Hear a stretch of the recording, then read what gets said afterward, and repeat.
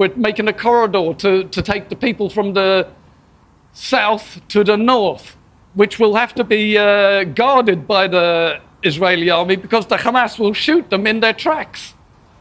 That's how much concern the Hamas have for their own people. They have no concern for their own people whatsoever. Otherwise, they wouldn't have started this in the first place. They knew Israel would retaliate. What else are we going to do?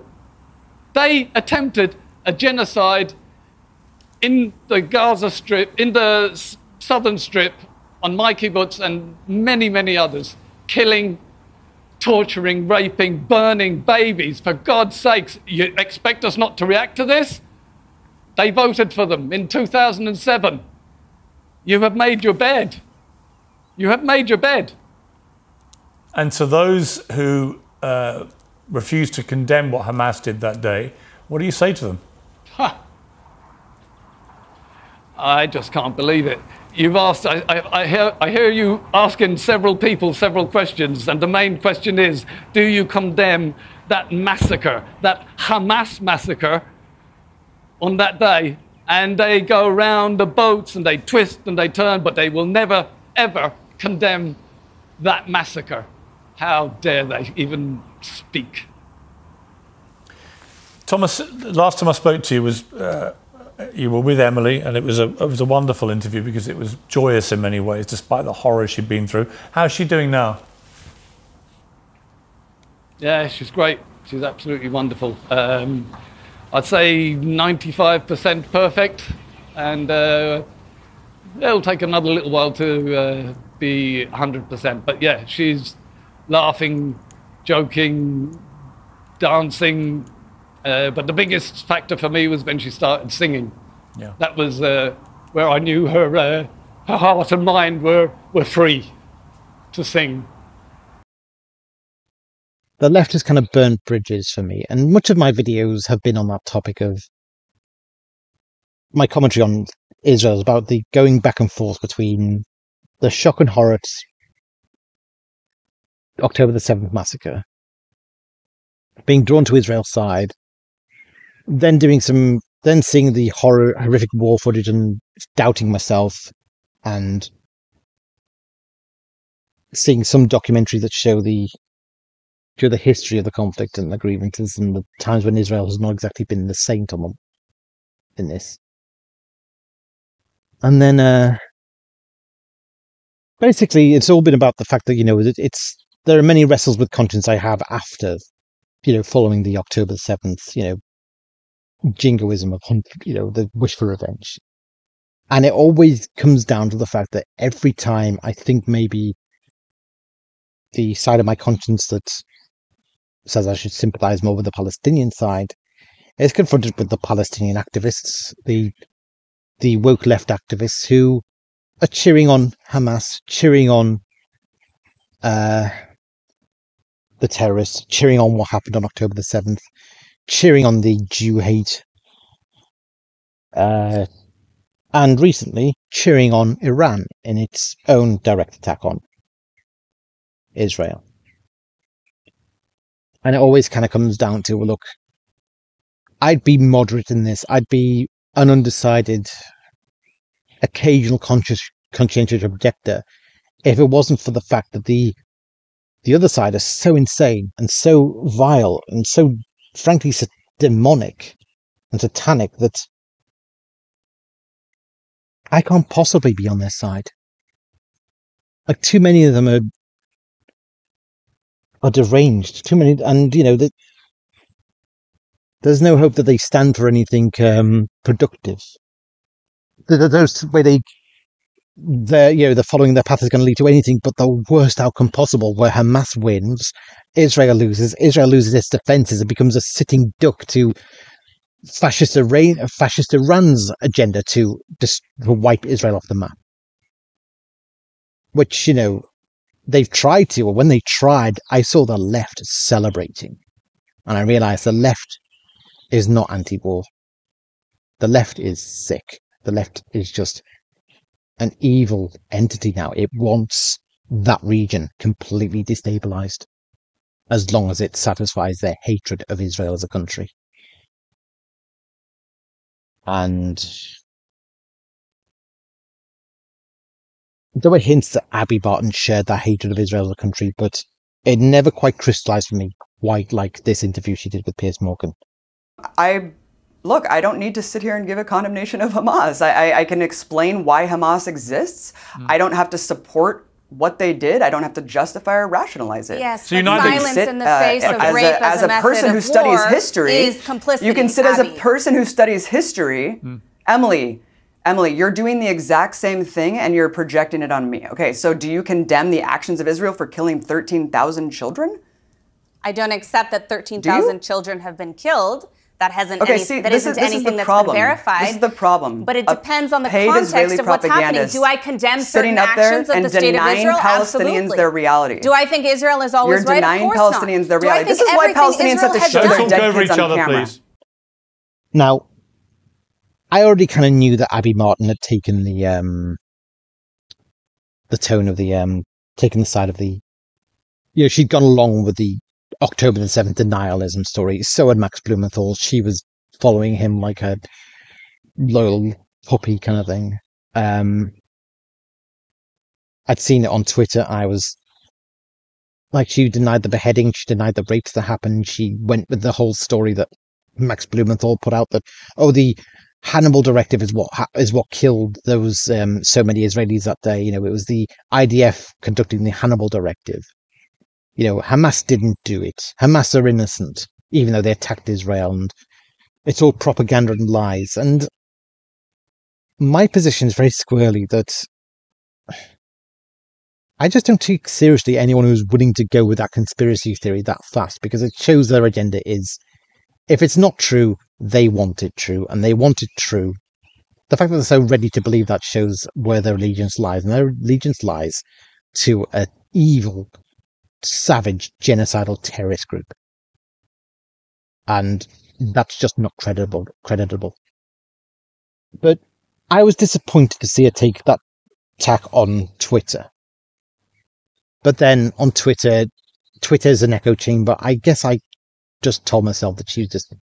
It didn't really become real to me until I finally saw her interview with Piers Morgan and Emily Schrader. Do you think that Hamas is a terrorist organization? Do you think Israel's a terrorist organization? Right, from this moment on, I knew there was going to be something warped about this. I'd seen, like even Al Jazeera has reported on Palestinians that Hamas has murdered in the most depraved way publicly. It's done public executions of those it deems to be dissidents. Those who are actually trying to overthrow, those Palestinians who are actually trying to overthrow Hamas's tyranny over the Gaza Strip. And yet this woman is still saying, they're a resistance group of fighting for the liberation of the Palestinian people. It's like, that's so poorly researched. It's so warped as well. And I thought, this is going to be ugly.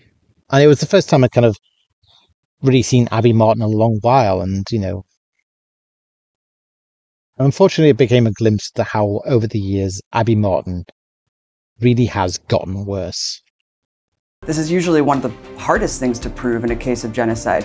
Not the case in Israel's genocide in Gaza. So you're happy to believe those numbers? Of course I'm happy to believe those numbers. Israel needs to be held accountable and stopped immediately because it's the gravest crime against humanity that a state can commit. Israel isn't interested in occupying Gaza in any sort of permanent way. That is not something we want. I'm not a Netanyahu spokesperson. Well, he should be tried at The Hague and put in The Hague. And that's a different question. I mean, he's committing genocide. Something very, very wrong with Abby's expressions here. It's like this kind of almost demonic glee, this demonic hate. Just the look in her eyes. It's just... This is the first time I genuinely wondered if maybe Abby genuinely has a personality disorder. Because there was something kind of demonic about the look of her in this. Question, but you say you can't interfere in Palestinian politics, but you're very prepared to interfere in Israeli politics. Why did Abby never get this angry about what was done on October the 7th to Israeli women? That was horrific. You know, she's willing to turn a blind eye to that, but act outraged at this. And no outrage seemingly at the fact that Hamas started an absolutely futile, unwinnable war with Israel that exposed their people to all the suffering here. Resistance, fighting for the liberation of the Palestinians, they're doing nothing of the sort. They're just bringing more misery on the people. Genocide, not a word to be used lightly. In recent months, a term which means to deliberately kill people from a particular nation or ethnic group with the aim of destroying said nation or group, has been levelled at Israel for its treatment of the war in Gaza. Strong voices and opinions rage on both sides, none more fervent than those of my next two guests. I'm joined by the American-Israeli commentator Emily Schrader and the journalist and filmmaker Abby Martin. Well, welcome to both of you. Abby Martin, let me start with you. To me, genocide would mean the wholesale destruction of a people because of their ethnicity. That's how I've always understood genocide to mean. There is a internationally recognized 5-point guide to what is genocide. It says killing members of the group, causing serious bodily or mental harm to members of the group, deliberately inflicting on the group conditions of life calculated to bring about its physical destruction in whole or part, imposing measures intended to prevent births within the group, forcibly transferring children of the group to another group. By that definition, do you believe that what's happened in Gaza constitutes genocide? I do, and I think that the fact that this debate is raging on shows that what Israel is doing is egregious enough. The fact that people are actually having a debate on whether or not it is genocide, like you said, the International Court of Justice has agreed that there's a plausible case for genocide. I think that you just clearly articulated several factors that Israel is, in fact, carrying out. The mental bodily harm and carrying about conditions to destroy a group of people. So taking all that into account, I would absolutely constitute what is happening is genocide. And Israel needs to be held accountable and stopped immediately because it's the gravest crime against humanity that a state can commit. Talk about, Israel has to be stopped immediately. As I see it, it's Hamas that need to be stopped. They need to be removed from power immediately. If Israel stops now, then all this war has been for nothing, and Hamas get away with it, and they get to start this whole thing all over again. Clearly, the complete siege on Gaza, the elimination or the prevention, rather, of water, food, electricity, the prevention of aid, widespread preventable illnesses, killing people now. We see 2 million people on the brink of starvation. Clearly, these are all intended to destroy a group of people. Water, food, electricity, poverty. All things that Hamas, all things that, aid money to Gaza was supposed to prevent, and which Hamas hogged for themselves to build their military operations and live a life of luxury in Qatar, leadership, and nothing about actually building a good state for the people.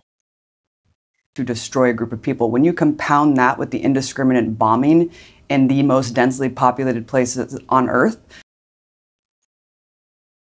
It's not Israel that made Gaza a densely populated area, and it's not Israel that made Hamas decide to turn that densely populated area into a combat zone. The ceasefire was supposed to last. Hamas broke the ceasefire on October the 7th. I would absolutely constitute that as genocidal killing. And then peers compound that with the fact that there's genocidal intent. This is usually one of the hardest things to prove in a case of genocide. Not the case in Israel's genocide in Gaza. We have 5 pages just in the ICJ ruling that clearly lay out the explicit intent to carry out genocide. And I'll just point to 2. She's going to cite, war rhetoric from certain leaders. There's always war rhetoric. It's just common in the Middle East. I mean, people try to prove that even like Vijay Prashad, who Abby herself interviewed, said that, she heard, he said that, that Gaddafi, before he was attacked by America, he'd kind of given this speech in which he talked about, we will annihilate you. And Vijay said that's just the common rhetoric of the Middle East. everyone's talking about annihilating one another. But they said that was clipped and used to prove that, Gaddafi had genocidal intent and had to be stopped. Tempers were very inflamed after October the 7th, and understandably so. And it's kind of part of the scheming, malicious nature of the left to take those quotes about, which is said in a kind of very heated time, a vengeful time, and saying, oh, that proves that Israel's going to be genocidal now. And curious enough, these are not the same people. These are the same people who will have nothing to say about the genocidal language that Hamas has used for decades to describe how they're going to kill all the Jews and murder them. And then October the 7th proved they were going to do it. And now that Israel's striking back, now it's Israel that's being charged for genocidal language, when Hamas has just given a genocidal demonstration of what they're about. طب انا قاعد اكلمك من جوبا بسيم، افتح الواتس تبعه قول له وين، شوف كيف القتله، شوف كيف قتلت فيديو يابا، ابنك قتل يهود، هاي دخلوا بسيم يابا. الله اكبر، ربنا يحميك يا رب، ربنا يحميك يابا، ربنا يحميك يابا. قاعد اكلمك من جوال يهوديه، قتلتها وقتلت جوزها، الله اكبر، الله اكبر ولله الحمد، الله اكبر ولله الحمد. يابا افتح الواتس شوف كيف قتلت يابا، افتح بتصل عليك واتس قول له وين بروح. ربنا يوفقك بالسلامه. يابا جوا بسيم يابا، يابا والله 10 قتلت، 10 بيدي يابا، يابا على ايدي، اعطيني امي يما يسميك يما طول الليل 10 بيدي يما، 10 يما بيدي قتلت. The Israeli president, who said shortly after October 7th that no civilian in Gaza is innocent. There are plenty of wars in which civilians and the distinction between civilians and combatants is lost. Hamas made no distinction between civilians and combatants. As far as they were concerned, all civilians were fit for killing. Now, am I saying you fight an enemy like that by being just as bad as them? I don't know. But there's a sinister bias here that lets Hamas off the hook completely for being all the things that she's accusing Israel of. And why is the focus on language when there's an effort by her side, and as you'll see later, to kind of make cloudy the issue of what happened on October the 7th, try to create ambiguity about it. But like this proves my case. And that they should have overthrown Hamas. And because they didn't, they are essentially worth, killing. Why shouldn't they overthrow Hamas? And then you have the defense minister shortly after October 7th that these are human animals and we need to act accordingly, as he announced the complete siege of Gaza. Hamas were human animals. That's exactly how they acted on October the 7th. They acted worse than animals. The only thing that's egregious about that statement is that it's an insult to animals. So taking all that into account, I would absolutely constitute what is happening is genocide, and Israel needs to be held accountable and stopped immediately because it's the gravest crime against humanity that a state can commit. Okay. Gaza committed a crime against humanity on October the 7th. And that's why, in many ways, their punishment is deserved. That's why their punishment is necessary. You don't get to hide October the 7th and then talk about crimes against humanity. Okay. Emily Schrader, I mean, there's no doubt that if you study the direct quotes from some members of Netanyahu's cabinet, they are certainly speaking in a genocidal way. There's no question. There's enough of that being said since October the 7th. Oh, shut up, Pete. There's also a fact. I actually would dispute that. I actually take issue with some of the comments that she made. For example, when we're talking about human animals, it was specific in the context, and if you understand Hebrew, you know that the context of this was speaking specifically about Hamas terrorists, who I would agree with that description. Of course, not all Palestinians are human animals, and Palestinian civilians, there are many innocent people. There's something very sinister about the look in Abby's eyes there. Scheming. Like predatory, looking to strike. Deranged. Twisted, frankly. However, as President Herzog said, it is also true that there is a certain degree of complicity with many of the people of Gaza. Now, does that mean that they deserve to die, as she stated? No, of course not. But it's not the same thing as being innocent either. She's right, there was. And this is what horrified so many of us. It horrified us to see images, footage of, these hostages being brought back into Gaza and the Gazan people gathering around and beating the corpses of a half-naked woman they brought back, spitting on her corpse. And it was like, this is a depraved population, or at the very least, this is a toxic echo chamber where everyone agrees with what Hamas does.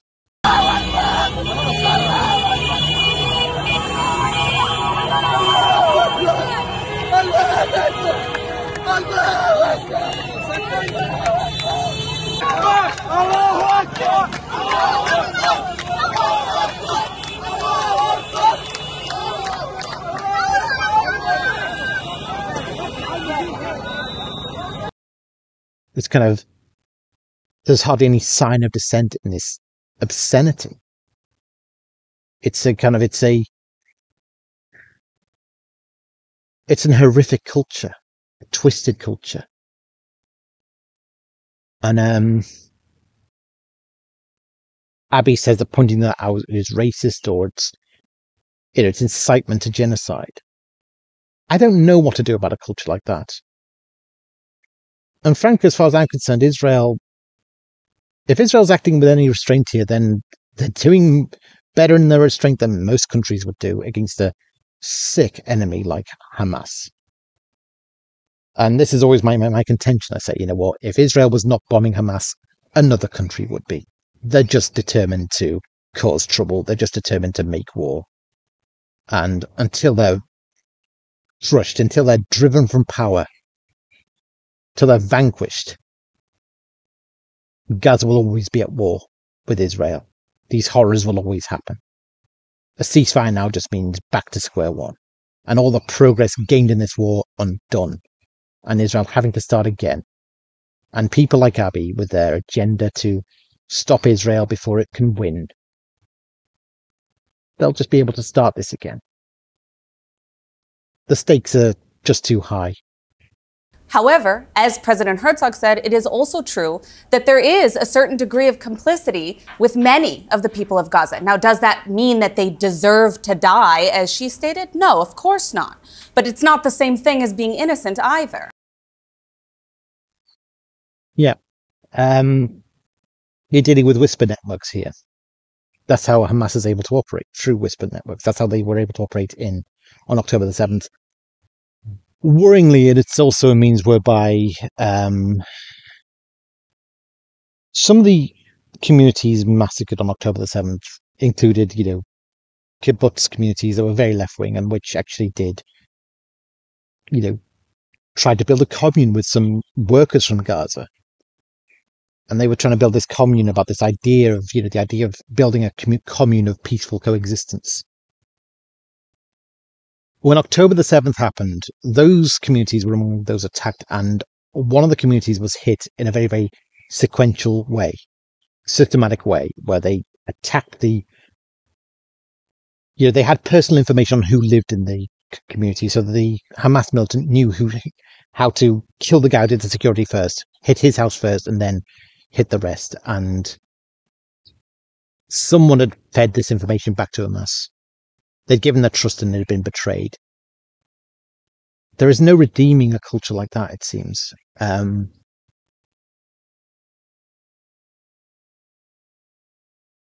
had all kinds of thoughts about what Israel should do. Nothing's ever concrete, and sometimes I do think maybe there is no redeeming that population. But I'm not a war strategist. I don't know how you deal with an irredeemable population. How you get them back from that toxic culture. But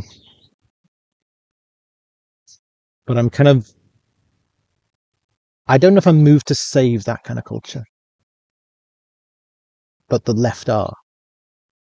And I mean they want that culture saved, that rotten culture saved, because they're in alignment with it. They have the same hatred of Israel, the same hatred of the victims of October the 7th. Inside. I don't think that it's true that there's no innocent people. Isn't that what you just effectively said? I think that there is a certain degree of complicity with many of the population. As we see in the polls, according to their polls, a Palestinian conducted poll, How many? over 70% of the people in Gaza support the actions of October 7th. I wish it wasn't the case. But Emily, you're just using using that poll. You're using that poll to paint all civilians as guilty. Do you realize that? I am absolutely not. I literally stated the opposite. Yes, you are. I said that's the problem. That's why I always hate. That's what I've never liked about Abby Martin. It's almost like she'll hate you for citing real facts, as though the facts you cite prove your racist worldview, your Islamophobic worldview. But it's like, Abby says it. It's like, I wish it wasn't the case. It's not my fault that the world's the way it is, but Abby's got that kind of nasty, vindictive quality of, I hate you for telling facts that contradict my worldview, my moral, conception of the world. 70%. You're saying that because I said 70%. Emily? Of course there are innocent Palestinians. So what does that mean? It means we're at war, Abby, you stupid. You must be pretending to be this stupid, Abby. It means we're at war, okay? That's what it means. You stop playing dumb. Stop trying to create ambiguity about what she said. Or, to cast genocidal aspersions on what she said. But you're rationalizing collective punishment and starvation of 2 million people, 1 million kids. That's what you're rationalizing by saying that 70%. Bear in mind what Abby is going to try and rationalize as this goes on. And yet she's pointing the finger at Emily. Aid have entered Gaza. Some of them that are being stopped right now on the border are actually being prevented from entering by Egypt, not by Israel. Israel has inspected them and approved them. Furthermore, the reason that aid isn't being distributed properly isn't because of Israel, it's because of Hamas, who has been taking the aid, shooting Palestinian civilians inside of Gaza. And this is according to Palestinian statements on social media in Arabic who have been speaking about this. Does Abby have an answer for that, I wonder? She says that Hamas are this, in the soundbite, kind of preview, she said Hamas are a resistance, are trying to interest the freedom of the Palestinian people. Does Abby have an answer to that, to say that this kind of, this narrative that actually says that, no, Hamas are actually killing their own civilians? And then taking that aid and selling it at double, triple, quadruple the prices of what would be the regular market for those items. So you cannot place this all on Israel. That's the kind of the gross thing, is like, Israel is being expected to care about the Palestinian population far more than Hamas do. That's just there's no way you can minimize civilian casualties when your enemy cares less about civilian casualties on their own side than you do. It's like, it's the worst. It's almost like Abby's dream idea of a army that doesn't have this idea of exceptionalism and doesn't have this idea that, one life matters than the other. Hamas are kind of a nightmare version of her ideal army that doesn't place its citizens first. It just believes in war. It just believes in killing the maximum. It just believes in propagating the worst kind of war. That so many kids have been killed. I don't agree with these numbers. Well, how many do you think have been killed? We don't know. We do not know at this point. And yet you're very happy on the Israel side. You have to consider the fact that there are many of them between the ages of 14 to 17 who are members of Hamas. And we have seen that proven. How many Hamas terrorists have been killed? We don't know. At least 9,000, though. So you're happy to believe those numbers?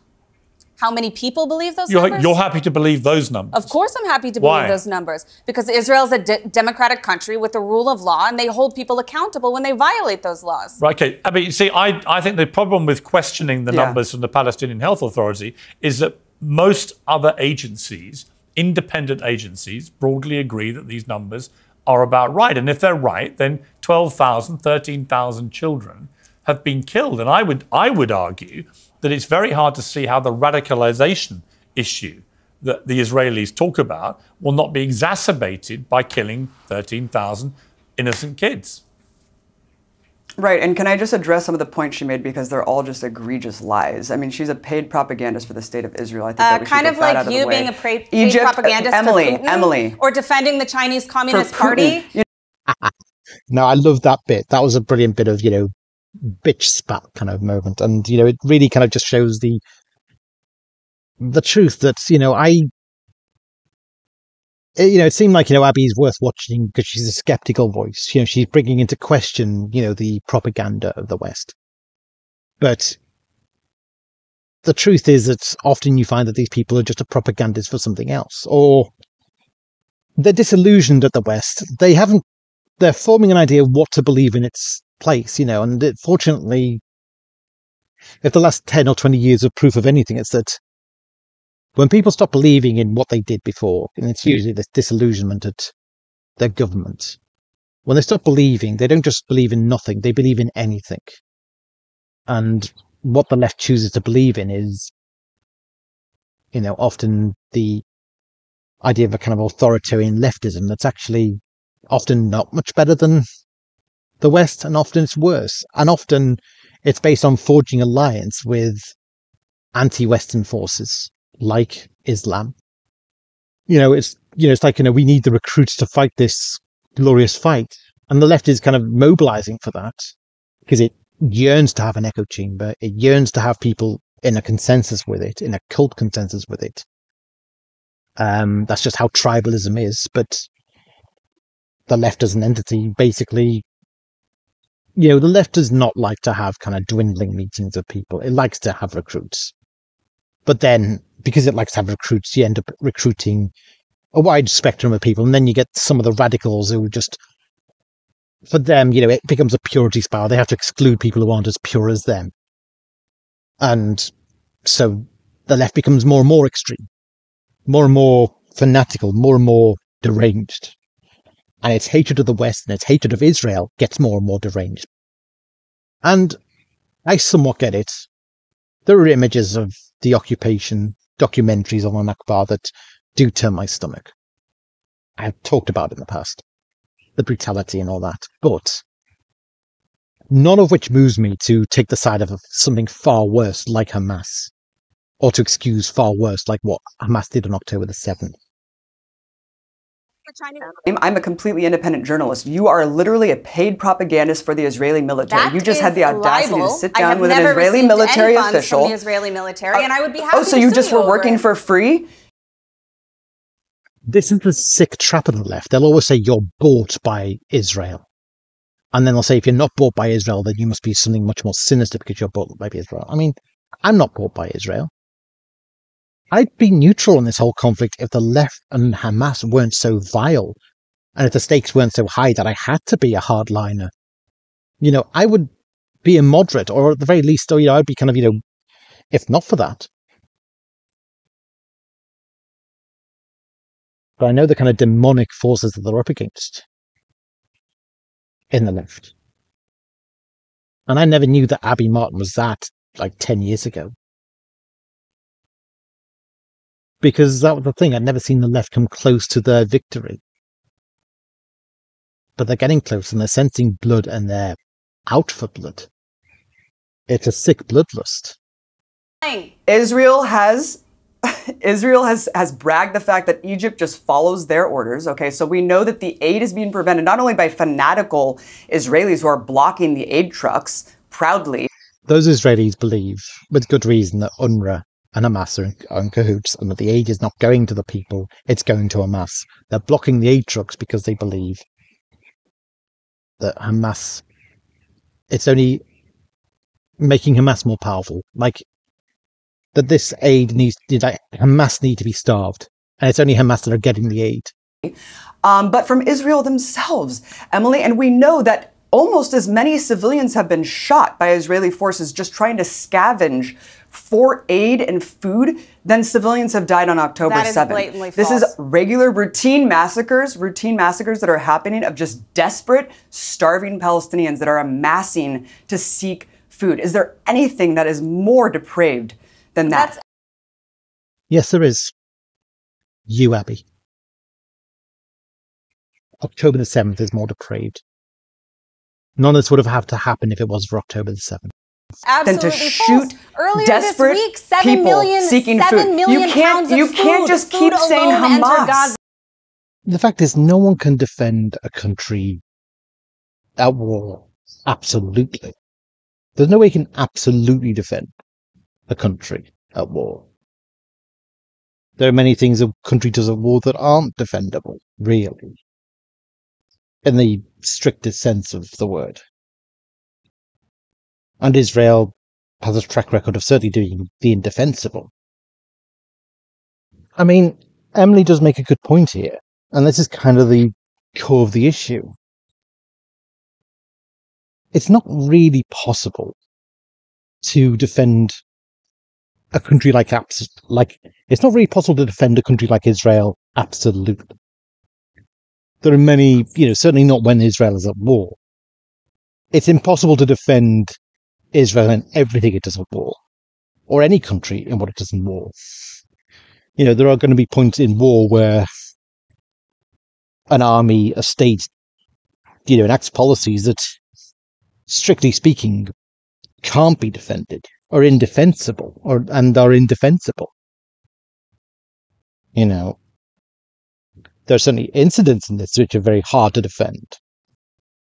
There have been tragedies in this war where the finger seems to point to Israel to being to blame for an avoidable and horrific tragedy. I mean, the Israeli soldiers here, they are truly innocents. One can debate about the Palestinian population. I mean, they elected Hamas. There were civilians, ordinary Palestinians, who, when October 7th happened, broke down the fence and participated in the atrocities. There are Palestinian civilians holding hostages, the Israeli hostages that are still alive. And that's the Palestinian population. There is no Palestinian resistance here. The children we talk about as being innocents, we can't take away hundreds of thousands of children from their parents. In the first instance, parents are the ones responsible for the safety of their children. It is the government that is ruling over you that is responsible for your safety against foreign aggression. It is Hamas, the elected rulers of Gaza, who are responsible for all the civilian deaths in Gaza, all of them, as we've said many times on this program. Palestinians want their own civilians dead. They exaggerate the numbers. They lie about the numbers. They use hospitals and schools to shield their leadership and their aggressive weapons. They want their own civilians dead. They are not distinguishing themselves by wearing uniforms so that Israel can distinguish between combatants and non-combatants. Now, obviously, you don't want to do what's unnecessary. You're only doing what's necessary. But the burden is not on the defender to distinguish civilians from combatants. And in any case, to the extent that they do have any such responsibility, you would think that the aggressor would also follow international law, which is not being cited there, that says combatants wear uniforms. The reason why combatants wear uniforms is so that you won't attack our civilians. Hamas has intentionally made it impossible for Israel to distinguish between civilians and combatants. Hamas has made it impossible. I mean, when the fog of war clears, they will have a clear idea of what happened and why. And I think that's kind of what it comes down to. If pushed, I probably would say, when I say I stand with Israel, I mean I stand with the state of Israel, I stand with the people of Israel. I stand with the moral fight that Israel has before it in terms of its fight against Hamas. But do I necessarily stand with the Israeli government? I don't know. There's probably plenty of evidence someone could point me to of them being quite criminal, quite corrupt, and in some ways responsible for the horrific conditions of Gaza. The horrific conditions that saw Hamas come to power in the first place, and saw an entire generation lost to this creepy jihadist cult. I don't defend that, but I don't always defend the soldiers in this war. Soldiers are only human. Sometimes they make mistakes, and sometimes human nature being what it is, war enables sometimes the worst nature to come out of people. I can't defend everything, but I don't think that's the point, really. The point, when it comes to a war like this, you tend to stand not so much with the most morally perfect side in the war. You tend to stand with whichever side is the least abhorrent. Whichever side is, in any way morally better than the other. And from that metric, it's an easy choice. Because, Hamas are just the worst. Hamas are just the most evil. And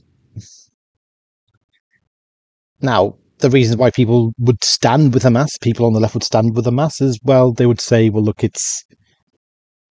they put it down to, well, look, they're the oppressed fighting back. They believe they should always stand with the oppressed against the oppressor. That's just their binary thought on this.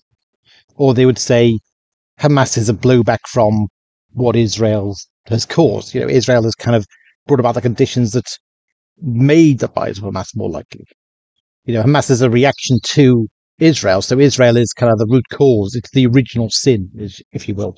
Like I said, when they were talking about, Assad's persecution of the Palestinians in Yarmouk during the Civil War, I did actually say, in some ways, the anti-Israeli left could still blame Israel for that. They could say, well, would these Palestinians have been so vulnerable to Assad if they'd been allowed the right of return, if they'd not been driven from,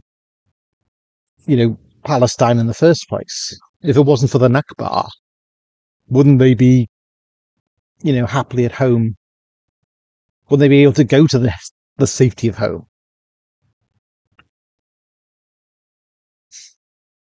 And I think really, if you balance things out, you kind of say, well, look, we are where we are with Hamas, we are where we are with Israel, and by those standards, Israel is definitely the better state of the two. Wishing that certain things in the past hadn't happened is just not. There's no utility to that, really. You can't reverse what's happened. It's happened.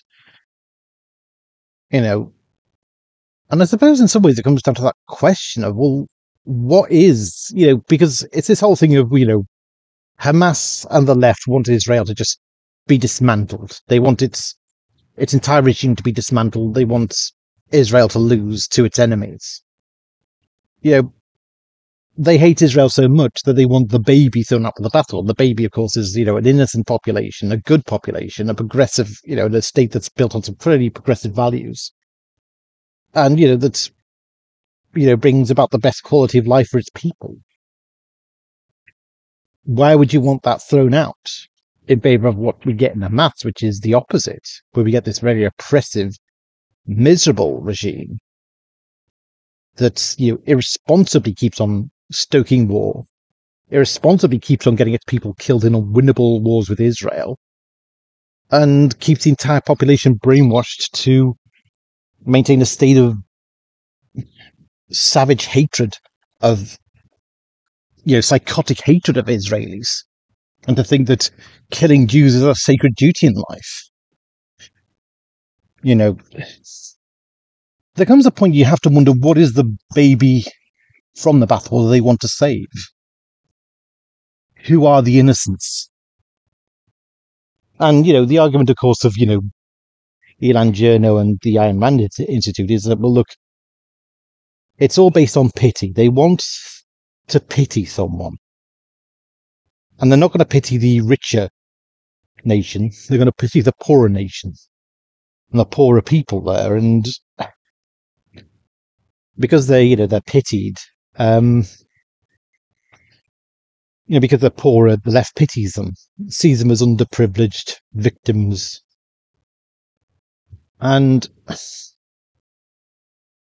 I kind of get it. It's like, there's, when people are poor, the impoverished third world, it's always hard to look at. And the idea, of course, waging war on a poor nation, it's never a good look. It is never a good look, because it's like, these people are struggling and starving enough. Now, I did talk about, in World War II, we waged war on Germany. We impoverished Germany by going to war with them. And that's usually it tends to be understood, that's what you have to do in war, is you have to break an enemy nation. If the war is an ideological one, where it's like, it's an existential war, where it's, if Britain doesn't defeat Nazi Germany, Britain is doomed. Because Nazi Germany is just inimical to British liberty. Then you tend to accept, okay, Germany is a rich population, we've got to bomb it into poverty in order to break the spirit of the people. But when a population are already poor, the idea of bombing them some more to break their spirit some more never feels right. It can never look right. Well, there are plenty of stupid comments from many Israeli politicians that I don't agree with. But you said earlier that nobody on But this is not the same thing. We did not start this war. This is not a war we wanted. It is not a war we started. I've made that point very clear. Israel does have the ability to commit genocide, and they are not. Why would we send 17,000 trucks of aid? That's such an abusive, crazy thing to say. You have a gun to the head of Palestinians saying, we could commit genocide. Hang on, don't all talk over each other. I want to finish my point about...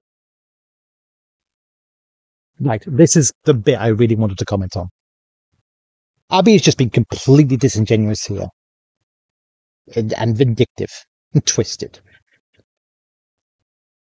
Of course you've got to point a gun to your enemy's head to a point in war. It's war with a belligerent aggressor that is not going to respect you. Unless you give them some serious deterrent.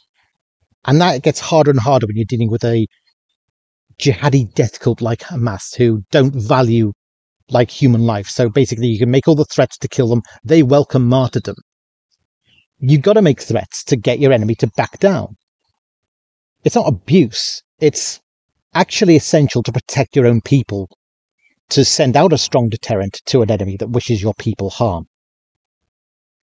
And this idea, this being it's such an abusive thing to say. Abiy has a very kind of skewed idea of what abusers are, because there's some of the most horrific abuse happened on October the 7th to Israeli women. And she does not care one bit.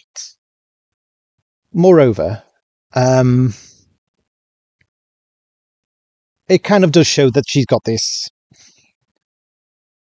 She still has this view, this infantilizing view of Hamas and Gaza and the Palestinians, of, they're the victims. They're the victims of the big abusive parent Israel. And it's this kind of battle axe mother complex comes out towards the Palestinians, who she's never been at the mercy of Hamas butchers and rapists. But she's she's going to protect them.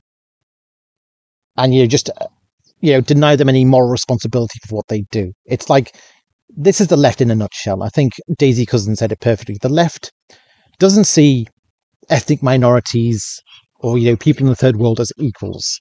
It sees them as moral children, as special needs children who need to be patronized, need to be cuddled, need to be defended. They're not responsible for their actions. You've got to protect them, and it's very patronizing, sick-making kind of worldview they have. الولد الصغير طخوه مدورين على الولاد الصغار طخ ايوه طخ روح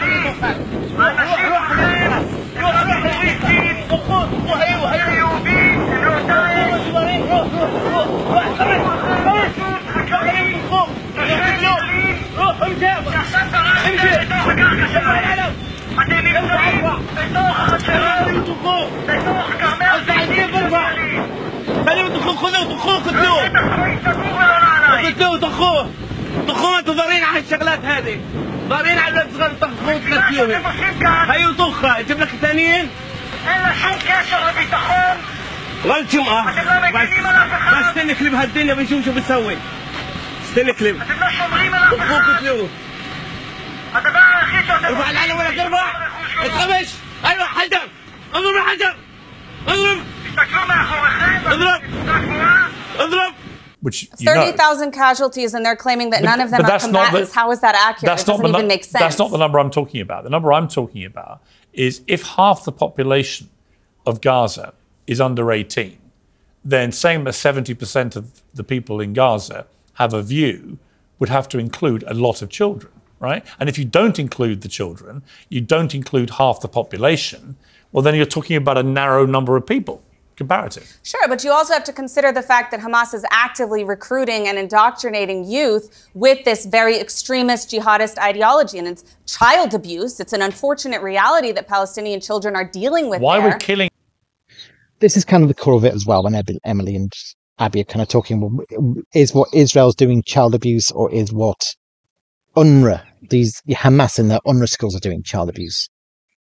To me, it's more directly child abuse what UNRWA is doing. It's knowingly taking kids into school and indoctrinating them with this sick ideology of murder and hate and slaughter. It's the most horrific child abuse. In Gaza and the West Bank, nearly 10,000 teachers and school administrators employed by UNRWA belong to Hamas-dominated unions, which call for the destruction of Israel. UNRWA is financing school curriculums that glorify terror and suicide bombing. Children are being inoculated with the belief that any and all means possible must be used to reclaim Palestine.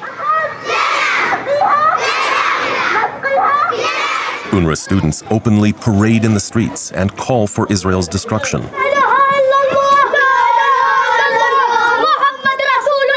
All of this occurs in plain sight, within the watchful eye of UNRWA teachers.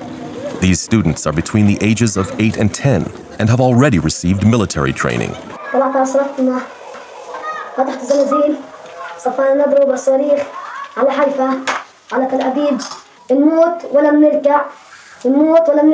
فلسطين عربية من المي للمية. كيف حق العودة؟ هذا نرمى على اليهود حجار وندبح اليهود.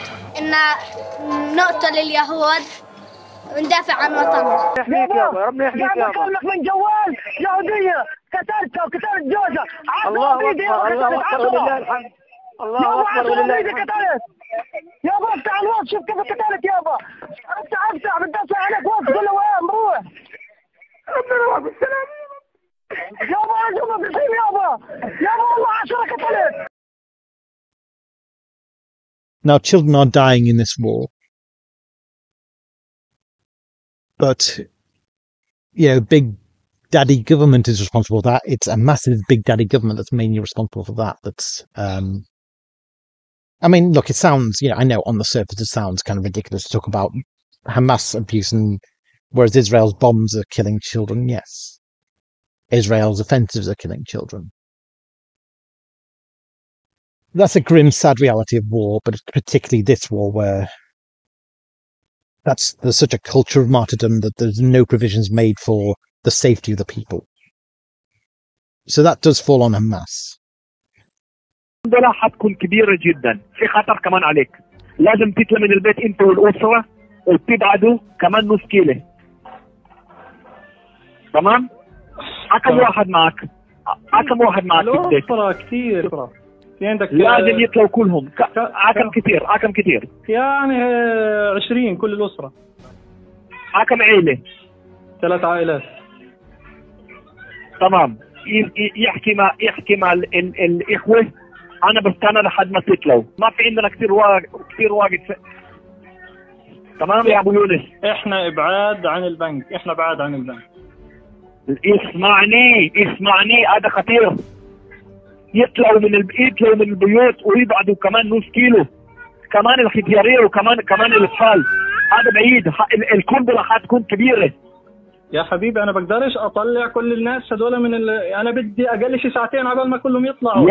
يا أخوي لو ما بتطلع أنا بطوح. أنت طخ اللي بدك إياه سويه، اللي بتنزل الأرض وتطلع. واحد لازم يعمل كل شيء منشان ما تموت. احنا عندك مسؤولية على الأطفال. بدنا نموت، كل الأطفال لازم يموتوا. لا سمح الله بدك تستشهد عشان تبين بشاعتكم. الله يلعنكم. اللي بترميه السما تتلقى الأرض. سووا اللي بدكم إياه. اسمع ما تقنعني. أنا ما بدي أطلع من البيت. اقصف البنك، اقصف الدار، اقصف اللي بدك إياه. سوي اللي بدك اياه. خلي يا ابو يونس ودك الاطفال يموتوا؟ انت خلص بتكاش الاطفال يموتوا ما تقتص البنك. البنك حيطان، شو قاعد تقتص حيطان؟ يا ابو يونس هذا مش بايدي، بقول لك صراحه مش بايدي. انا بايدي شيء واحد، انت حتعيش بسلام. انا بدي انت والاولاد. السلام اللي من عندكم ما بدنا اياه. You know, I want the death of children to stop, yes. And that's what Abby is saying, you know, how can you not want the death of children in this war to stop? Hamas has turned Gaza into a lost cause, into a hopeless cause. It's turned its population into a hopeless cause with its horrific mismanagement. And that's the gist of the whole point about, you know, the aid money that was given to Gaza, the plan to turn it into the new Singapore or Monaco or even the new Dubai, which it could potentially be. It's got all the makings to be that, to be a popular tourist destination, stable tourist destination. It's like there is no reason for these people to be in this horrific state apart from Hamas makes it so in their fanaticism. But the Hamas rule to a horrific degree by popular consent.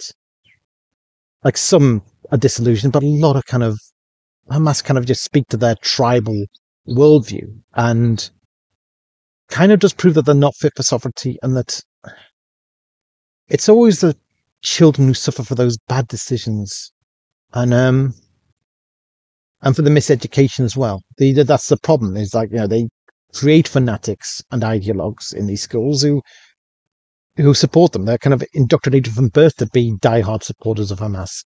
That culture cannot continue. And several days ago, Hamas fired rockets from Rafah directly at the Kerem Shalom crossing, which is the exact entry point of the humanitarian aid that is coming in to help these innocent civilians inside of Gaza. This rocket attack directly from Hamas damaged shelters of humanitarian aid zones where Palestinians were living, and they also killed 3 IDF soldiers doing so. And they, of course, destroyed this entry point for all of the aid that you and everyone else keeps talking about. There has to be some kind of drastic change to that. And one wonders, what if Abby had been, you know, would Abby have made these arguments during World War II when we were bombing Dresden? Or would she have said that we have to finish off this evil Nazi enemy, this evil Nazi culture in Germany, so that it can be, so that culture can be redeemed somehow, some way along the line? You said earlier that nobody on the cabinet, nobody under Netanyahu from the start of his war had ever espoused any genocidal thoughts or statements. Part of the problem with this talk of genocidal talk is no one's bombing the West Bank. I mean, look, the West Bank's not an ideal situation, but, you know, they're not bombarding the West Bank. You know, there's plenty of Palestinians in the West Bank. The idea that we're, you know, the reason this war is happening on Gaza is because Gaza attacked Israel. You know, this isn't, you know, they haven't decided, well, we'll bomb Gaza and the West Bank just to ensure there's no Palestinians left in anywhere in Israel's territory. So they decided to target Gaza in retaliation for aggression from Gaza. Horrific aggression. October 7 cannot be justified as resistance. What happened was barbaric. What happened was savagery. What happened was beyond any imagination. This is what ethnic cleansing and genocide really means. When you kill Can I ask one question? communities, wipe them out because of their religion, and ethnic background. What's happening in Gaza not because of the ethnic and religious background of Gazans. What's happening now in Gaza because it's their governing authority choose to make a stupid stunt and wiping out 20 peaceful Jewish communities that they had nothing to do, including kidnapping babies and elders and women. And what is this? We are in the 21st century and we have to stop these savages before they become an empire. Unspeakably, just, you know, barbaric crimes against humanity. I mean, Mossab Youssef said it perfectly. You know, you got to destroy these criminals before they become an empire of savages. As far as Mossab's point about Hamas, I think that You know, Mossab is the Palestinian who hates Palestinians. He's developed a lucrative career being able to lie about basic facts about this conflict. And so when he says Palestinians or Hamas, what he really means is all Arabs and all Muslims. In fact, I've seen that plain as day in his social media and talks. Well, you know, this is Abi's desperate attempt to discredit me. I'm a man of the field. I fought against Hamas as part of intelligence, legitimate intelligence organization, against savage group that were targeting civilians in suicide bombing attacks, waves of suicide bombing attacks that they killed people indiscriminately. So Abi today want me for some reason to apologize for saving human life because my truth challenges her convenient truth. I think that there are people who have made all kinds of egregious statements on both sides. And I can give you a few examples of genocidal intent if you want from the other side, because that's really the only side that has proven genocidal we can come to that. We can come to that. But on that point, do you accept then that there are people in Israeli government, albeit he was fired for it, who have espoused genocidal sentiment? They have. I don't know of anyone who is in the current Israeli government that would support any form of genocide. Right. Has anyone Look at ever? the ICJ of course, ruling. people have on both 5 sides. pages. Okay, Abby? 5 pages. Yeah. 5 pages of people, 5 including pages. social media posts of celebrities, including some of the people I know. That doesn't qualify as a legitimate intent to carry out a genocide. They included one from a comedian on there as well. Strip. Yeah, I'm very much with Emily there. The South Africa case was just one of pure malice and agenda, and I believe there was Iranian money behind the agenda to do so. It wasn't about justice. Nothing in the pages of South Africa's case even mentioned Hamas as a cause of the suffering of the Palestinians. Like, I believe that, as far as I was concerned, when I listened to that case, I was listening with an open mind. I thought, look, if there's a case against Israel, then I've got to listen to it. I can't just, deny it.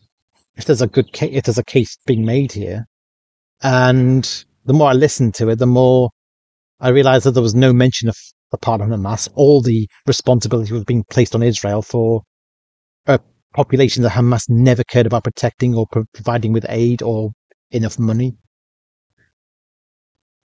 Hamas were the worst masters of Gaza possible. And they started this war for no reason, with no prospect of winning it, with no prospect of even making a provision to help the people survive it. They included one from a comedian on there as well. Strip. Not to mention the fact that if we talk about the illegitimacy... It's completely decimated. Every cultural aspect of life in Gaza has been completely obliterated to make it uninhabitable and unsurvivable for future generations there. I mean, that is hard to... genocidal, Emily. That is... Yeah, sometimes it's hard to defend that. But then, that's what Hamas wanted. That's what any military would do to an enemy like Hamas. After a savage attack like October the 7th. And it has to be in the hands of others, successive governments, to make something survivable out of the wreckage. Does Israel have an obligation to help? Probably. Do the surrounding Arab states? Probably. Does America? Probably. I think Qatar should be kept well out of it, because I think it is partly their funding getting into Gaza that allowed Hamas to be propped up and allowed this jihadi culture to be propped up. And Israel needs to be held accountable and stopped immediately, because it's the gravest crime against humanity that a state can commit. Okay. Because this is kind of, they should be stopped immediately. The difficult thing for me is sometimes the worse this war has gone on, sometimes I think maybe Israel shouldn't have started down this road. But now that it has, it can't stop. It can't turn back until victory. I don't see how it can. There's no turning back. It's the point of no return. Return just means start this all again. And there's nothing more dispiriting than that. There's nothing more crushing than that.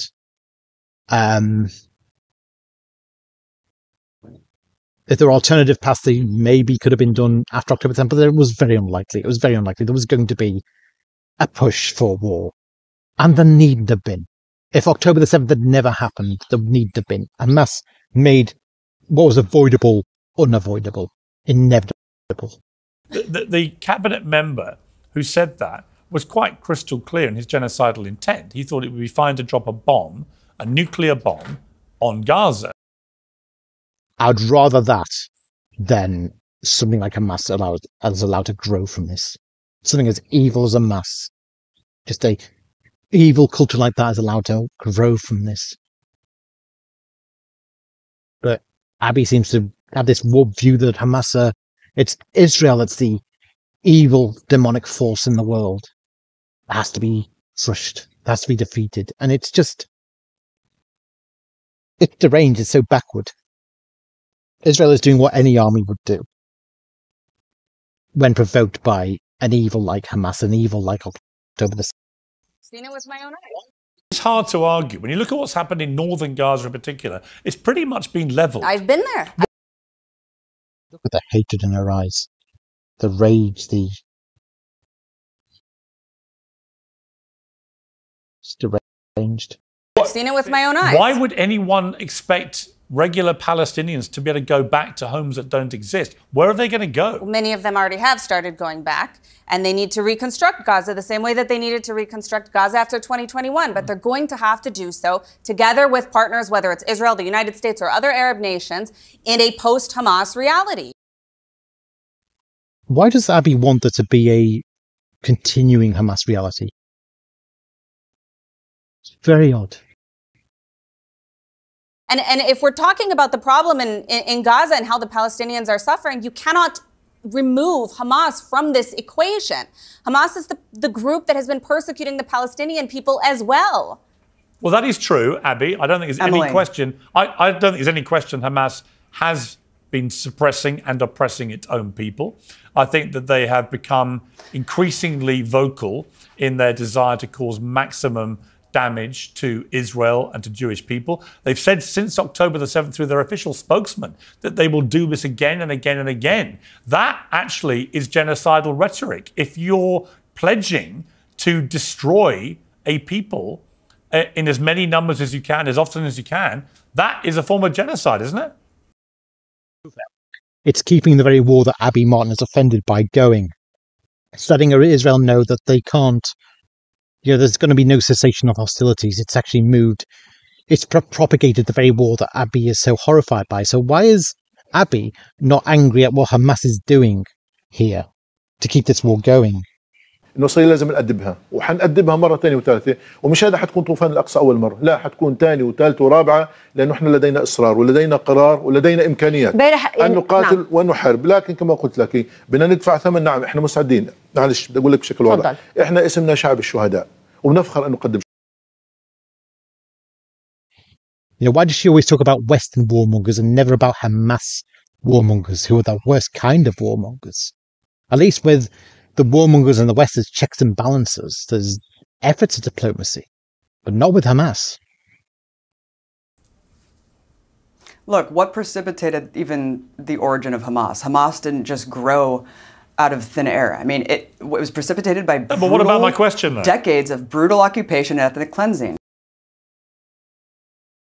The occupation grew out of the brutality of the occupation grew out of the Intifada. There are quite a few Arab Israelis who said this, that said that they were able to travel freely from Gaza to Israel or from the West Bank to Israel. And they didn't have to go through many checkpoints. There was mingling between the two. There was free passage between the two. And that there were hardly any checkpoints. The occupation was fairly easygoing. Then the suicide bombings happened. Then the Intifadas happened. The violence happened. The checkpoints went up. The IDF had to be a lot more vigilant and aggressive. I went through a terror attack in the first Intifada when I was 5.5 years old in the Gaza Strip on a Saturday morning. Tell me about that. Because right now the idea of an Israeli citizen going anywhere near Gaza, well, obviously right now, but since 2005 would have been unthinkable. Back then, it was a totally different situation. It was a totally different situation. We used to go to the Gaza Strip to, to do some shopping there, like, you know, buy groceries and shop and eat fish on the beach. It was like, there were like a lot of Israelis getting into the Gaza Strip. And I remember it was Saturday morning, and my uncle and his wife came to visit us with their 2 children. They came to visit us, and my uncle said to my dad, what do you think? Let's take a trip to the Gaza Strip. And my father told him, well, listen, I understand. It was 1987. It was the beginning of the Intifada, the first Intifada. Really the beginning. And my father told him, well, I understood that the security situation is not that good. Let's postpone it. And to make a long story short, we decided that we're hitting the road. It was me, my mom, my dad, my uncle, his wife, and one of his children. I always say that a lot of people in one car have this tendency, Arabs, to squeeze into cars. It's like another one is coming out of the car, and it's like grandma is in the bagage. And you know the word karma, where like everything shows you that you are not supposed to be in that place that day. So we went to the grocery shop, and the grocery shop was closed. And then we went to the beach, and the guy that sold my mom fish was sick that day. And then we took a trip to Nasser Street, where there was a shop there, a Bambino. It was a clothes shop for children clothes and like some perfumes and stuff. And we just parked the car, and the owner of the shop was just about to leave and like to close the shop. And my father is telling him, what's going on? Everything is closed, nobody's on the streets. And he told my father, well, you know, the security situation lately is not that good, and the young people here are talking about Intifada, but you know what? You made it all the way from Dimona, I will open the shop for you. And I remember every time that I got there, I would ask my mom for one thing. I would ask my mom, I want red nail polish. And she would tell me, red, yes. And she would tell me no, because it's aib in Arabic. It's not respectful to put a red nail polish for a small child, small girl. And I would try my luck, and I tried my luck again. And I asked her again, Mom, can I have red nail polish? And without even thinking, she told me, you know what, just take it. So I like grabbed it and put it in a small brown bag, and I went outside so my mom won't change her mind. They went back to the car, and we sat down, and just when we were about to leave, the owner of the shop just like got close and said to my dad, just do me a favor, until you're leaving Gaza, just make sure that your windows are closed. And my dad is looking at him and told him, what are you talking about? Well, he told him, my dad is like, we are really white. My dad is blonde. Is that the word he used? Well, yeah, I know. He told him, you look Jewish. Like he told him, because my father is blonde with blue eyes. My uncle also is with green eyes. His wife is with blue eyes. So we didn't look like typical Arabs. So my father looked at him and told him, what do you, well, put the Quran, put a newspaper in Arabic on the dashboard, so people will know that you're an Arab. And my father told him, what? No, you need to understand, you have a yellow license plate. People might confuse you with being Jewish. And my father looked at him and he told him, Khali ala Allah, leave it to God. And we hit the road, and we just were, I think it was in one of the main streets there, Salahuddin, if I'm not mistaken. And we hit the road, we hit traffic, so the car stopped. And it was a hot, like Saturday morning, so my father opened the window. And everybody were, you know, laughing and joking in the car, and I was sitting right next to the window. And I started looking outside, and I saw this figure coming towards the car. He was really tall, he was thin, he had some scars on his face. He had a necklace on his neck, and it was written on it, Allah, God. And something about him just fascinated me. And I couldn't take my eyes off him. You're 5 years old? Yeah, 5.5 years old. It was just before I went to like the first grade. And I remember watching him, but I saw something in his hand, so I was like a little bit scared. So I started like scrolling down my seat, and I was looking like that, and I was watching him getting closer and closer to the car. And my mom is watching me like going like that, and she told me, Lucy, sit straight. And I didn't even look at her. I just continued watching outside the window, looking at him, getting closer and closer to the car. And my mom again, Lucy, sit straight. And the third time that my mom, he like really like was next to the car. He looked me straight in the eyes. And the third time that my mom said, Lucy, there was a huge explosion in the car.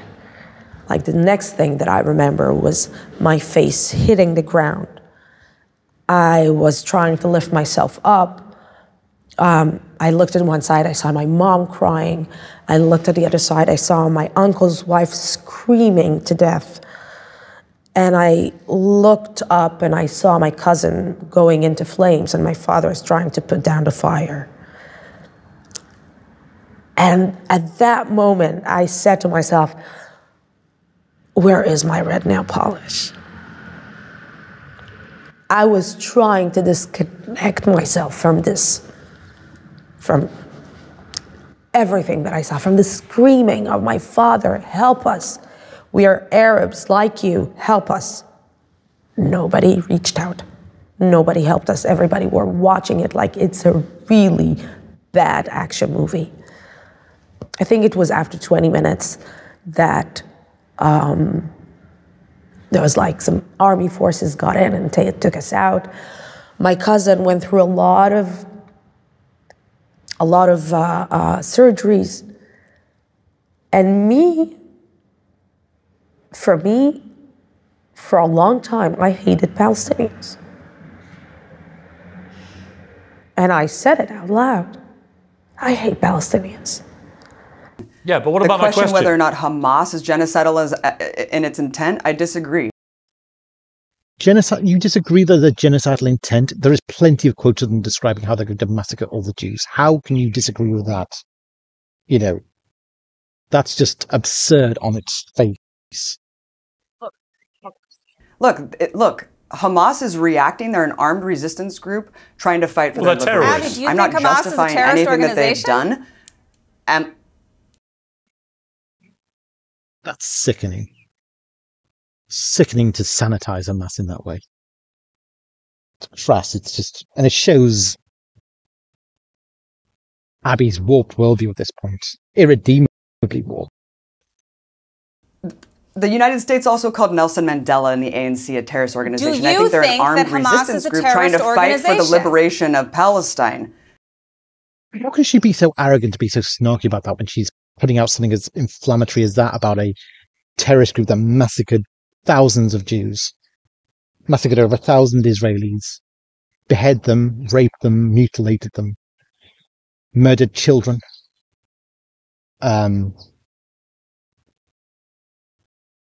Something's very wrong there. That's beyond her previous kookiness. I think they're an armed resistance group trying to fight for the liberation of Palestine. We've seen the kind of state that Hamas wants to build in Gaza, and the kind of state it would build in Palestine if it could conquer the whole of Israel. It would be slaughter, it would be a bloodbath, it would be a murderous jihadi state. This delusion that they're going to relinquish power once they get what they want is just, it's a joke. Do you think they're a terrorist organization? I'm not going to sit here and give an obligatory... Do you think Israel's a terrorist organization, of course Emily? Not. No, I don't. I think they're the only democracy in the Middle East. They're responding to terrorists. They actually were good to their word when they evacuated the settlers from Gaza, because they were good to their word of, well, look, if there's going to be peace, we are going to show a willingness to work for peace. You know, Ben-Gurion had ideas of what building government meant and what diplomacy meant. He had actually tried to negotiate a peaceful settlement to the Nakba. He was trying to prevent war from starting at all, because he did actually say, you know, when the Arabs during 1940, you know, after the partition was offered and the Arabs rejected it, he said to the Palestinians, he said, look,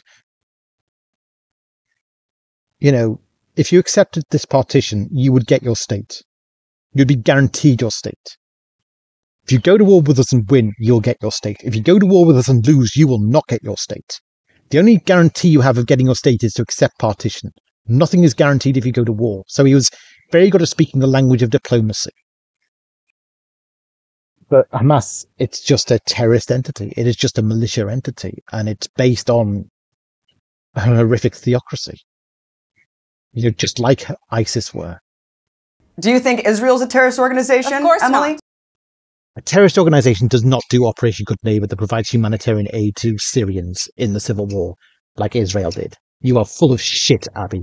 We are looking into Syria, site of just the worst civil war imaginable. Syrians who are wounded or in need of medical attention have been getting medical attention from the Israelis. Sometimes they're wounded and sometimes those are sick women or children. I cannot imagine how they feel. Yeah. Sometimes they come and they're just so scared and you can barely get them talk. And sometimes they say toda, thank you in Hebrew. That's for in a my Syrian language. to thank you Yeah. in Hebrew is pretty special. Yes. I already did. Do you Let me think- explain something Do you to think that the acts committed on October 7th were legitimate? You think that gang rape, that Do you think mass that the rape, acts that Israel sexual did that violence is a method of precipitated war? That's October legitimate? Hang on. Look, Do you think October don't talk over 6th, here. 5th, 4th, 8th, let me 9th, ask you. 10th? Let me ask you the question Yeah. which has made me infamous, famous, whatever you want to do. But do you condemn Hamas for what they did on October the 7th? I'm not going to sit here and give an obligatory condemnation of Hamas. Obligatory condemnation of Hamas. Just a minute. This is the part I really want to take to task. She talks about an obligatory condemnation of Hamas. And this goes back to being a long time, having watched Abby Martin in the past and forming an impression of her. Like I said, I knew that she was a bit of an October 7th denialist before this, based on her tweets and based on who she palled around with. But I wasn't ready. It was only when I saw this interview it became real to me that she really believed this, that she really was warped. Because that's just not the image of Abby Martin I formed in the past videos. The image I'd formed from those past videos was actually of, like I said, angry, sanctimonious, quick to be horrified, quick to be disgusted. I honestly did think, from that media image of Abby, I got the impression of someone who would, without prompting, without being, prodded to do it, she wouldn't have needed prodding to do it. It's like, I got the impression as an angry feminist, she would have been horrified at October the 7th, out of human decency, out of her feminist values, out of her belief in justice and peace. I thought she would be absolutely horrified at what Hamas did.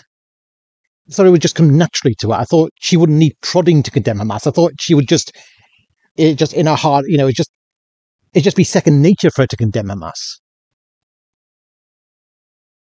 It's clear from her talk that she's always had that view of Hamas as a resistance, an armed resistance.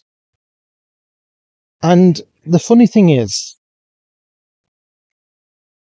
I could have respected her coming out and saying, I did have that view of Hamas in the past, and October the 7th proved me wrong.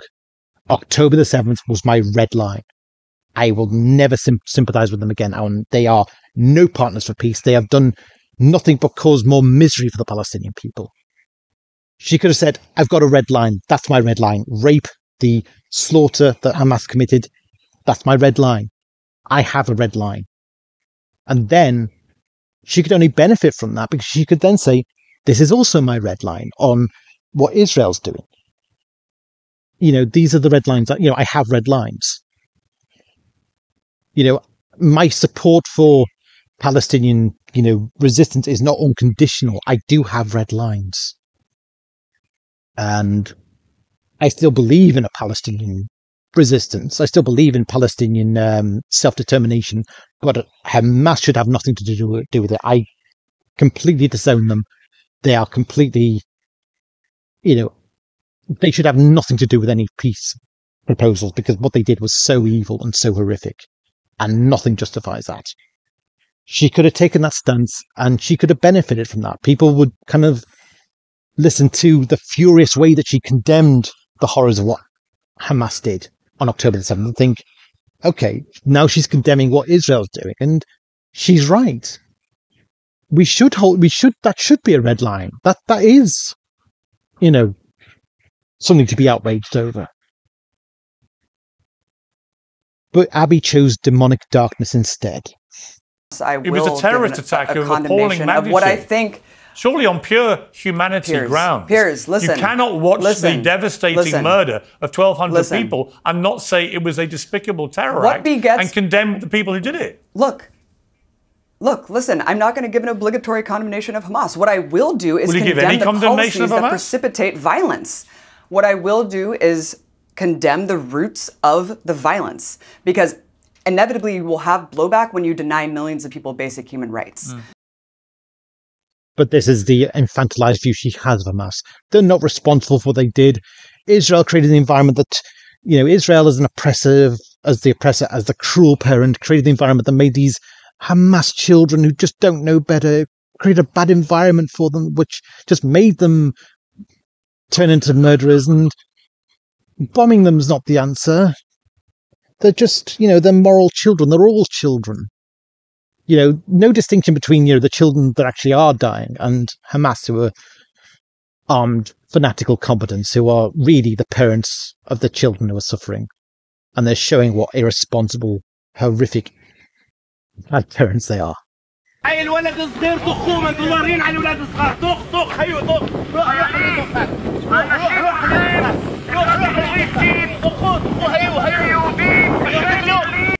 Look, listen, I'm not going to give an obligatory condemnation of Hamas. What I will do is condemn the policies that precipitate violence. What I will do is condemn the roots of the violence, because inevitably you will have blowback when you deny millions of people basic human rights. There are no roots behind rape, Abby Martin. Nothing that happens in the occupation justifies rape or excuses it or means that you can blame Israel for Hamas raping Israeli women. When they're living under talk about human rights and then fail to condemn Hamas, and then be completely fine with letting Hamas off the hook for what they did on October the 7th.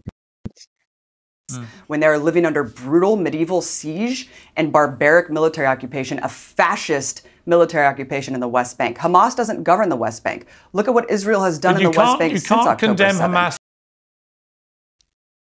Fatah can govern most of the West Bank. Hamas exists in the West Bank. They would take power if they were allowed an election. It's only Fatah that prevents Hamas from taking power in the West Bank. For what they did on October the 7th. This is not about Hamas. That's delusional. Of course it's about Hamas.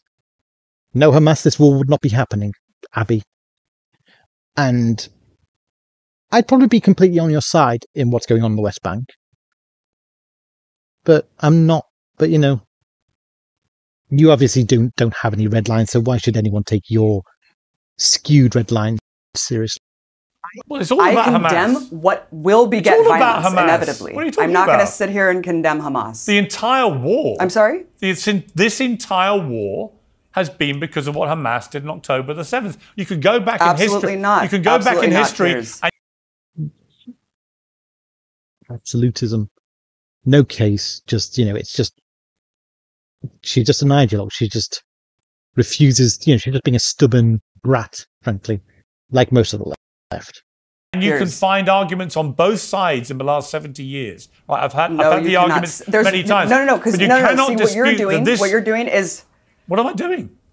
What you're doing is conflating and pretending like there are two equal sides. Oh, they've just been fighting for decades. There's always reasons on both sides to start the violence. No, that's not true. There's one side that's an occupying, colonizing force that continuously and violently expels and subjugates and brutalizes and terrorizes the other side. They are living under the boot of Israeli authorities, whether you're in Gaza and occupied completely militarily by the outside, or whether you're living under a fascist military dictatorship in the West Bank. So if you believe, violence. Okay. They're not living under the boot of Israeli authorities under Gaza, they're living under the boot of Hamas authorities. Israel pulled out of Gaza in 2005. There is no occupation there. That is the root of the violence. This is 75 years of ethnic cleansing and apartheid. All right, I hear you. Let me ask you this. If you believe then that Hamas are a armed resistance, as you put it, and they have, presumably then you believe what they did on October the 7th was justified, do you? I didn't say that. No, absolutely well, not. Wouldn't that be I'm not sitting here justifying anything. Isn't the logical extension of your argument, if you believe they're an armed resistance and they are they are doing what they're doing because they are responding to acts of terror by another side, surely you would say that what they did was justified. Or if it's not justified, what is it? You either condemn it or you think it's justified. I don't think you can sit in the middle, can you? Look, I don't need to sit here and give a condemnation of Hamas. I can explain why Hamas exists. I don't have to support what they did. I don't have to justify or rationalize it. I think it's funny to be prodded to condemn a terrorist group who massacred thousands of people, thousands of innocent people in a single day, and raped women, beheaded children, burned families alive. You think it's a joke to be asked to condemn that? I don't want to sound like I'm pearl clutching, but there's, at some point, you know there's something seriously wrong with someone. I can explain why Hamas exists. I don't have to support what they did. I don't have to justify or rationalize it. Yes, so violence in the face of rape as a person who studies history is complicity. You can sit as a person who studies history. Emily, you're doing the exact same thing and you're projecting it on me. Okay, so do you condemn the actions of Israel for killing 13,000 children? This is the sanctimonious side of Abby. It's like the wicked stepmother or the wicked stepsister. That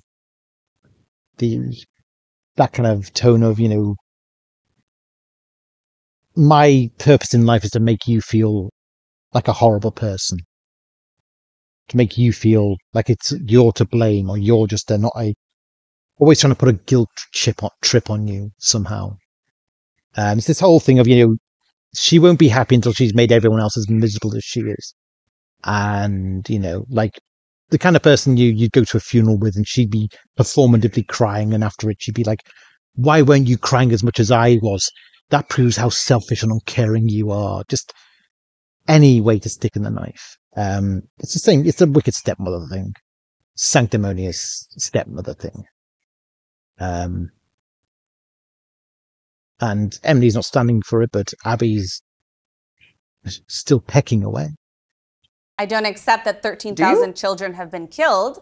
That hasn't anything that's been verified. This is the problem. But it depends on the context of what's happening. Do I condemn certain actions of the state of Israel? Palestinians their reality. Do I think Israel is always right? You're denying Palestinians their reality. This is why Palestinians have to show their dead kids on camera. Palestinians have to show the dead children on camera because they've got a bad government in a mass who keeps getting them into wars and completely mismanages their society into a warmongering society that has no capacity to fight its wars with Israel, but it's going to persist to do so anyway. It's vaingloriousness that's ruling them. I get you won't condemn Hamas for being a bad government. It's astounding, Abby. I already said this. These are the same people who will have nothing to say about the genocidal language that Hamas has used for decades to describe how they're going to kill all the Jews and murder them. And then October the 7th proved they were going to do it. And now that Israel's striking back, now it's Israel that's being charged for genocidal language, when Hamas has just given a genocidal demonstration of what they're about. Do I think everything Israel has done, even in this war, is correct? No. There's no problem with saying that. What has been wrong? What have they done? I already said the same thing about Hamas. Hang on, Abby. Why does she get so angry about being asked to condemn Hamas and she doesn't get angry about what Hamas actually did? That's peculiar. I think that everything has been done too late. Okay, Abby, what would you say Hamas have done wrong? Again, I'm not going to sit up here. I don't even know really what happened. You can't find anything. How hard is it to condemn rape? How hard is it to condemn rape indeed? This is the crux of this. What kind of feminist is Abby if she is prepared to throw the rape victims on October the 7th under the bus? What kind of feminist does that? What kind of mass movement of feminists do that? Kind of shows that they never cared about women. They never cared about victims of rape out of the most horrific abuse. And yet now she's become a rape denialist. How hard is it to condemn? It's like, how easy should it be to condemn? It should be second nature to condemn, like I said. In countless IDF testimonies, soldiers and medics and volunteers have testified to what they found in the homes of the kibbutzim near Gaza. One rescue officer testified that when he entered the home of one of the communities attacked, he found a 14 or 15-year-old girl who had been raped and then killed, shot in the head in her bedroom next to her sister. And this is why I am sickened by this move against Israel, because all these moves against Israel seem to be with the purpose of ensuring that Hamas gets away with what they did and the victims of October the 7th get thrown under the bus. She said the men sliced her face and then the woman fell out of view. Around the same time, she said, she saw 3 other women raped and terrorists carrying the severed heads of 3 more women. I can't think of anything more sick than that, more unjust than that. And it's just, Abby at one time would have been the last person I would have expected to be behind a move like that. Israel is trying to get justice for those women. And Abby stands in the way of that. But she doesn't even have the decency to condemn what Hamas did. Don't cry at home. And then, maybe worst of all, there are the women who are questioning or denying that any of this happened at all. Now, it's important to note that there are also a lot of men denying the atrocities of October 7th and the ongoing atrocities. The Grey Zone's Max Blumenthal, the journalist Aaron Mate, the journalist Ali Abumina, Owen Jones from The Guardian. But the thing I cannot wrap my head around is how a staggering number of these deniers and the people ripping down the posters of the hostages are women themselves.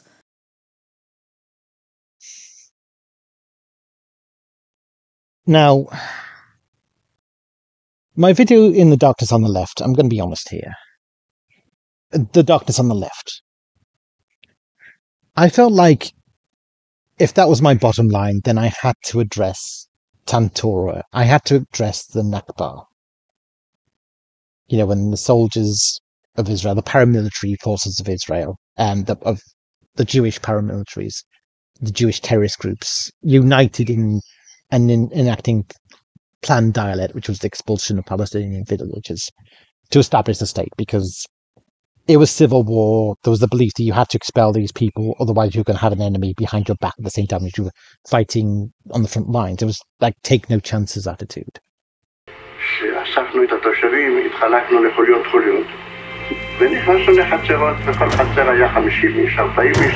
50, 40? כן, כן, בתוכם חצרות, אבל הם פחדו, לבד הם לא יכולו, אז התקבצו בתוך חצרות כאלה. ונשק לא היה להם? לא, אלה תושבים, כאילו, אלה תושבים. Plan Dalet. And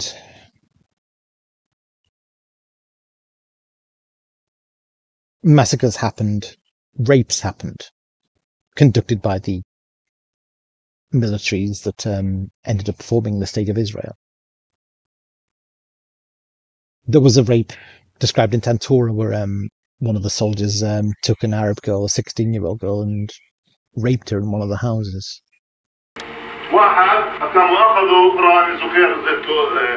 לקחו בחורה, ילדה, יפה, מהערימה הזאת איפה שאנחנו יושבים, על הבית הגדול הזה. רצו לאנוס אותה, לעשות אונס שם. השתוללו בטנטורה, זה היה משהו נורא. טנטורה היה כפר עשיר, בתים יפים, גרים כמו אירופאים, אתה יודע, וגם אנשים היו לבושות ויפה, וזה באמת היה כפר... אחד אנס שם איזה ילדה בת 16, משהו כזה, אתה מבין? אבל זה מכוער מאוד, היה לנו בחור אחד, הוא נפטר, הוא היה פרא אדם, הוא לקח פשוט מאוד, ורצח אותם בתוך המכלאות. בתוך המכלאות, הם היו במכלאות, אתה יודע, חוטי ברזל כאלה, עגולים כאלה, אספו כל הגברים. הם יושבים שם, כולם, על הרצפה, ובא מישהו ולוקח תת מקלע ומתחיל זה, מחליף מחסנית, מה אתה חושב זה? אבל אנחנו לא היינו כאלה. הוא היה יוצא דופן, הבחור הזה, כן, מה שהוא עשה. והשתיקו את הדבר הזה, והיו חבר'ה שלקחו את הלוויורים ורדפו אחרי חבר'ה ושרפו אותם. זה היה משהו זוועתי, וזה אסור לספר, אני לא אדבר על זה, כי זה יכול להיות סקנדל שלם מהעניין הזה. אני לא רוצה לדבר על זה, וזהו. אבל זה היה, מה לעשות, זה היה.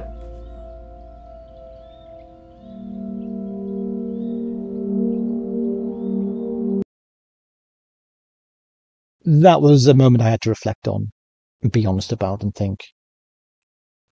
Israel won that war. That girl, that Arab girl, who was abused in that way,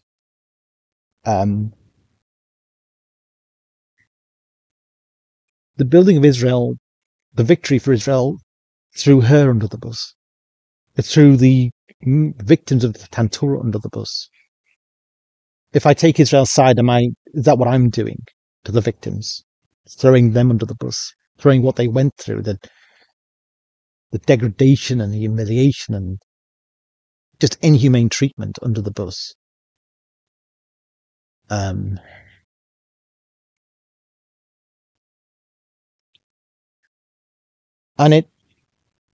I had to think long and hard about it, and I came to the grim conclusion that this is what history does. History, the march of history, eventually throws everyone under the bus. You know, well, it throws so many people under the bus. That's just the nature of history. But the point of the video was, does that mean that the building of Israel as a state should be undone? And I can't really come to the conclusion that that's right, and certainly not now. I can't think that the way to undo it with Hamas taking charge instead. I don't know what kind of state Palestine would have been if the Palestinians had won.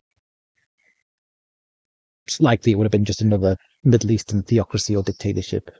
We don't know. But undoing a state like Israel is just, it's not conducive to the quality of life for the maximum people. But people get thrown under the bus. Historically, women always get thrown under the bus, especially women. But I think it also forced me to reflect on the fact that Abby keeps talking about armed resistance, and it's like, I can understand, and I'll return to this later, I can understand to a degree, somewhat, the argument for being an armed resistance. You know, I understand, you're fighting a powerful enemy. You have to take up arms. You have to, violent force is what you will use if peaceful methods don't work. Sometimes you've got to be aggressive. Sometimes you've got to, if things can't stand, you have to take up arms and fight. The shock of the rapes, however, and the willingness to defend the rapes is that it's quite simple. There is nothing like killing is sometimes a means to the end of the fight, the struggle, the armed struggle. Sometimes that means killing. Sometimes that means, your ruthless enemy is going to kill you if you don't fight, your ruthless, more powerful enemy is going to kill you if you're not prepared to kill them. But rape? How does rape remedy anything? And kind of puts it into stark kind of, perspective for me. What was done to that Arab girl in Tantora, the rape that happened to her, is not righted by a bunch of Hamas rapists raping Jewish women on October the 7th, nearly a century later. Well, 3/4 of a century later. Doesn't remedy it. Can't possibly remedy it. All it does is see one form of perversion, one form of sick male gratification at a female victim's suffering and trauma and abuse. Being, it's just another predator getting that satisfaction from an innocent victim. It just propagates rape as a cruel tool of war, cruel tool of terror. Those Hamas rapists who raped, all they cared about was getting their sick end away. It wasn't about, they didn't even, the thoughts of what, Arab women suffered in the Nakba probably were furthest from their mind. And certainly Hamas by their track record, they've got no regard for women, or rather, no regard for women who aren't prepared to be, unless they're paid kind of, Al Jazeera journalists, which they have to kind of butter up to give them a positive spin. But, the rates of domestic violence and abuse and honor killings in Gaza that Hamas is willing to turn a blind eye to it's as miserable and depressing as any other Middle Eastern country, really. Rape remedies nothing. So it's strange to have Abby frame it as some form of resistance, and setting the precedent that rape can be a form of resistance is just, there is something so sick and perverse about that, about not declaring that a red line. Now, then I've got to ask, well, why isn't it my red line for the Israeli military? It is my red line when that happened in the Nakba. But what can I do about it? It's time has marched on, as I said, but also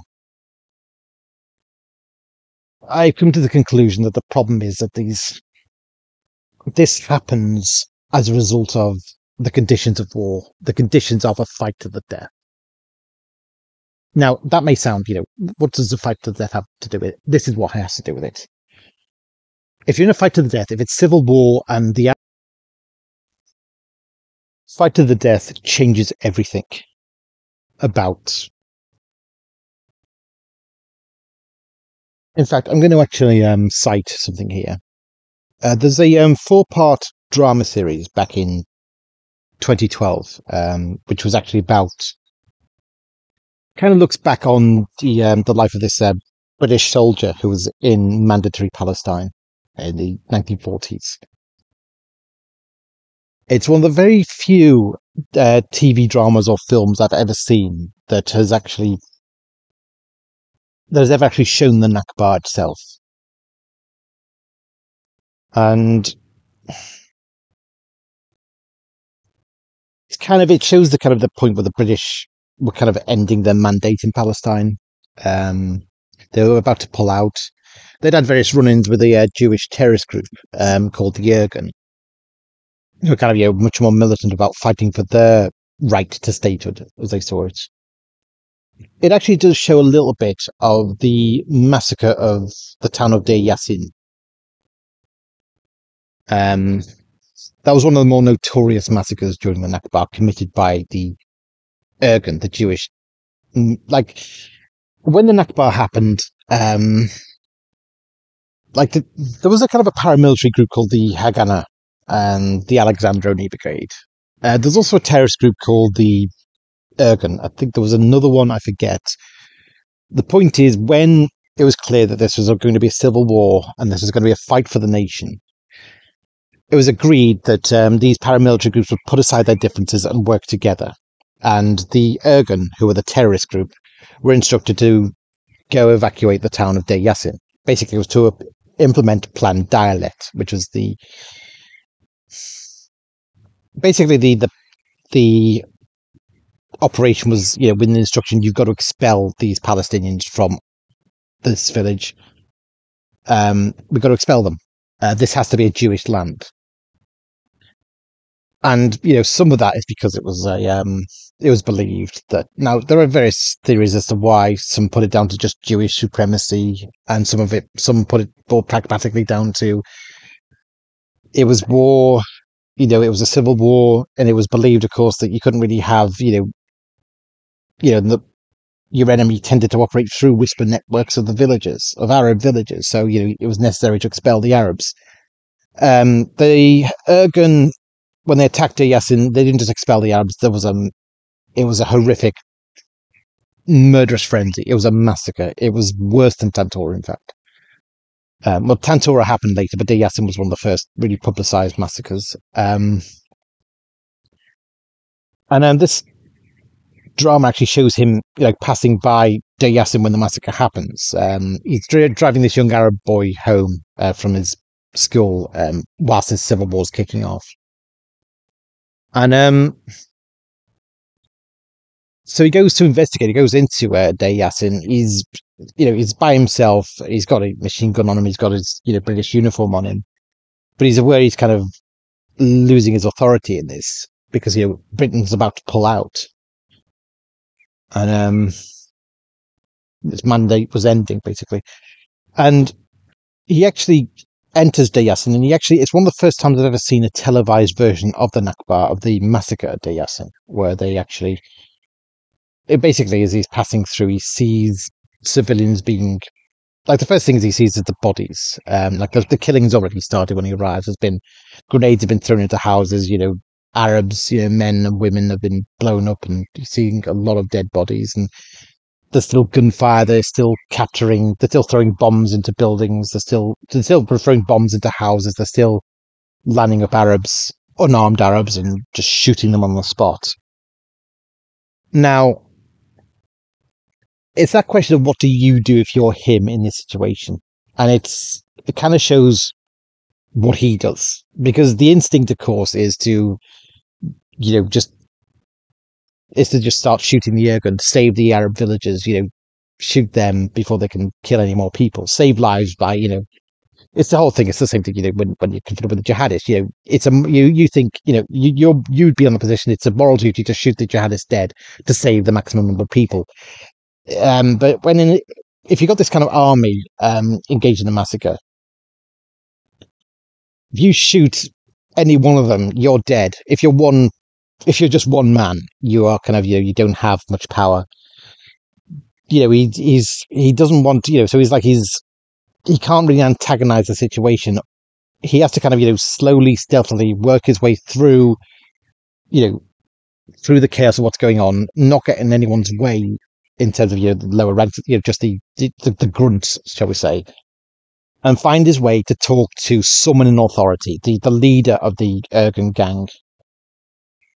And while he's doing this, of course, the massacre's ongoing, but it's like, if he does, he has to think about what rationally I can do to stop this massacre. And the only thing he can really do, ideally, is talk to someone in authority. He can't, if he starts shooting, they're going to kill him. They're going to kill the villagers anyway. So he has to decide, well, what's the best thing to do? Is so he speaks to the commander and says, you do realize you've committed enough atrocities here to break the Geneva Convention, to violate the Geneva Convention. That's his approach on how to be, and that's him being, one soldier against an army. Now, when things are a fight to the death, it's kind of a microcosm for what happens when you go to war, when you're in a state of civil war. That basically there's no room for being a conscientious objector. You're in a fight to the death. If you don't fight this, then your enemy's if you're not with your troop, you're dead. You gotta, the only thing that's going to get you through this war is troop solidarity. Never breaking rank. So the soldiers don't break rank. Now, because the soldiers don't break rank, and because, the troop sticks together, it enables the worst behavior of certain generals and certain soldiers who just want to abuse their power.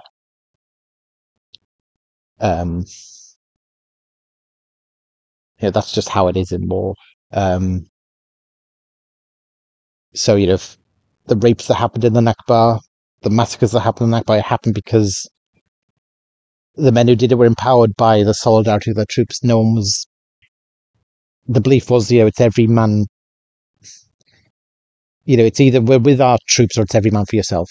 So stick with your troop, no matter what they're doing, no matter how evil no matter what evils they're committing, you stick with your troop, because without them, you're dead, essentially. You're not guaranteed to survive this. You're not guaranteed to win this war, gain your state otherwise. So it enables predators, it enables abuses of power, it enables bad behavior. أقول لك والله مثل حسرة الطنطورة ما صار.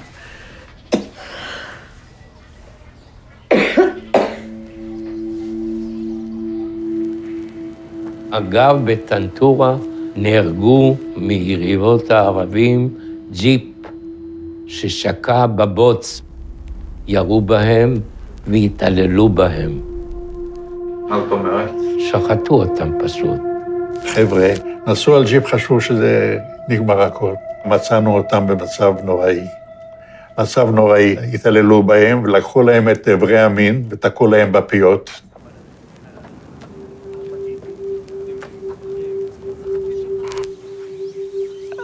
זה דבר שאתה לא שוכח.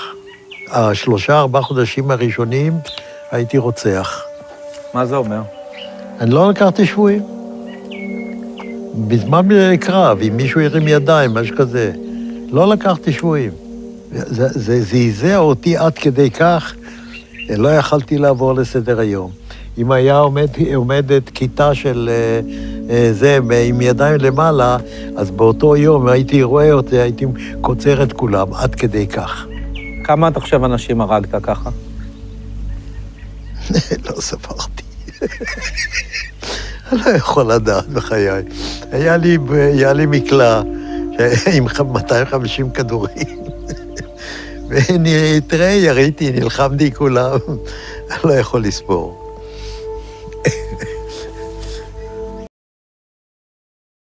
Okay. It's a fight to the death. This means that it's lawlessness. Civilization, the rules of civilization are gone. It's a fight to the death, a fight for the nation. And the only thing you can rely on in a fight to the death is the solidarity of your troop. Like, you are nothing without your soldiers. This completely disincentivizes the idea of being a conscientious objector. Like, if you see a massacre going on in a particular town, you're not going to say, I object to this. You're one man, you're one person, and you're dead without your troop. You basically, you need the solidarity of your men if you're going to get through this. There's no fence sitting you can do. You're either with them or you're vulnerable to your enemies who want to drive you into the ocean. This maximum solidarity between the men, between the soldiers, between the troops. It enables abuse. It enables generals to do whatever the hell they want because, they know that the men are going to stand by them. No one's going to object. We're all in this together. We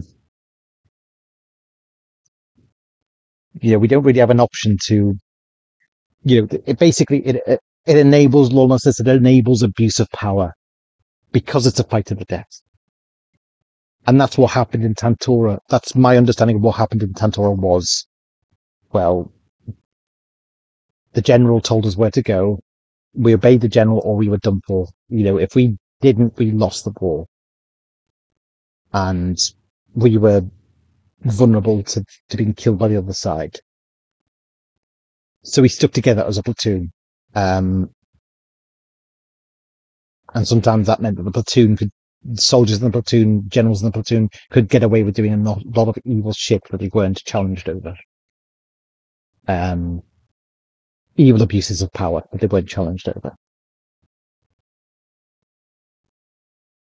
Now, I think why I don't see the same... Now, is that an excuse? I think what I'm trying to say here is what prevents abuses of power like that from happening is diplomacy and preventing things from becoming a fight to the death, which becomes a fertile environment for abuses of power. Diplomacy, peacemaking, that should have been what won out in the partition. There should have been an agreed partition. It was the best outcome of all. The Palestinians would have had their state if they agreed to partition. It would have been a compromise, but they could have got on with state building, and maybe Israeli-Palestine relations today would be potentially still frosty, but not the never-ending nightmare that they are today, hopefully. But that's not what happened. It was war. Diplomacy failed. Now, can you say the same thing about terrorists? It seems to me that only Hamas makes this a fight to the death. There's nothing that Hamas were not given by the aid organizations of the world. There was no moral imperative for them to do what they did. It was no fight for survival. They attacked unarmed people. Now, sure, in Tantura, they attacked unarmed people as well. But in general, there was a state of war that meant that there was no guarantees of security, which meant, again, the troop acts like a gang that, it's a wild, wild west. The troop basically acts like a gang. It's a collapse of civilization. Hamas invaded Israel to make sure that civilization there collapsed, that everything that Israel had done since then to establish a state sovereignty that would protect people's rights in a way that is not even the case in any other country in the Middle East. And it gets to that stage where people operate under the mentality of a fight to the death. If a rotten culture like Hamas can do that in a day and immediately decide we're going to start raping you, murdering you, and slaughtering you in your thousands in one day, then that is far more of a threat to world peace in the region than a single platoon in the Nakba was. But still, it just baffles me. I would have thought that Abiy Martin would be the first to condemn what Hamas did. And that's the point. I may have to accept that time marches on and you can't reverse the Nakba, and that Arab girl and other Arab women who were raped in the Nakba, and unarmed Arab civilians who were massacred in the Nakba. Yes, they were thrown under the bus. History does that, sadly, unfortunately. But there is no reason I should stand for it. But that does not mean I should stand for it happening today. Does not mean I should stand for it happening to those Jewish women who were raped and murdered on October the 7th. I'm not going to do that. And it horrifies me that Abiy, who I thought would be the last person to do that, was willing to do that. It's sick. It's insane that she was willing to do that. But I did think about it. After watching Tantura, I did think about it. I thought, I'd been on Twitter kind of arguing, how can you leftists, defend what Hamas did? How can you throw the victims of rape under the bus? How can South Africa throw the victims of the rapes that happened on October the 7th under the bus and make this all about protecting Hamas and the wrongs that Israel's done in pursuing justice? The women who were raped on October the 7th. And then after watching Tantura, I thought, maybe I'm doing the same thing to the victims of Tantura, to all the villagers who were massacred, to that 16-year-old Arab girl who was raped. I'm throwing her under the bus, aren't I? Israel's victory, the fact that Israel won that war, that's throwing under the bus, isn't it? She never got justice. And I had to think long and hard about that. In the end, I had to come to the conclusion that ultimately there are many people who get thrown under the bus by history. History marches on. The victims get trampled. They get forgotten so often. That's just the nature of history. we have justice now. We try to preserve justice now, but we have justice now because we had to fight for reforms to correct injustices that were never corrected in their time. And it is always the women. It's often women who are the ones thrown under the bus, the ones who are victimized. It's what happened in East Germany when the Red Army invaded. A lot of German women were raped. Civilian women were raped. There was this military idea of enjoying the spoils of war. That's the euphemism.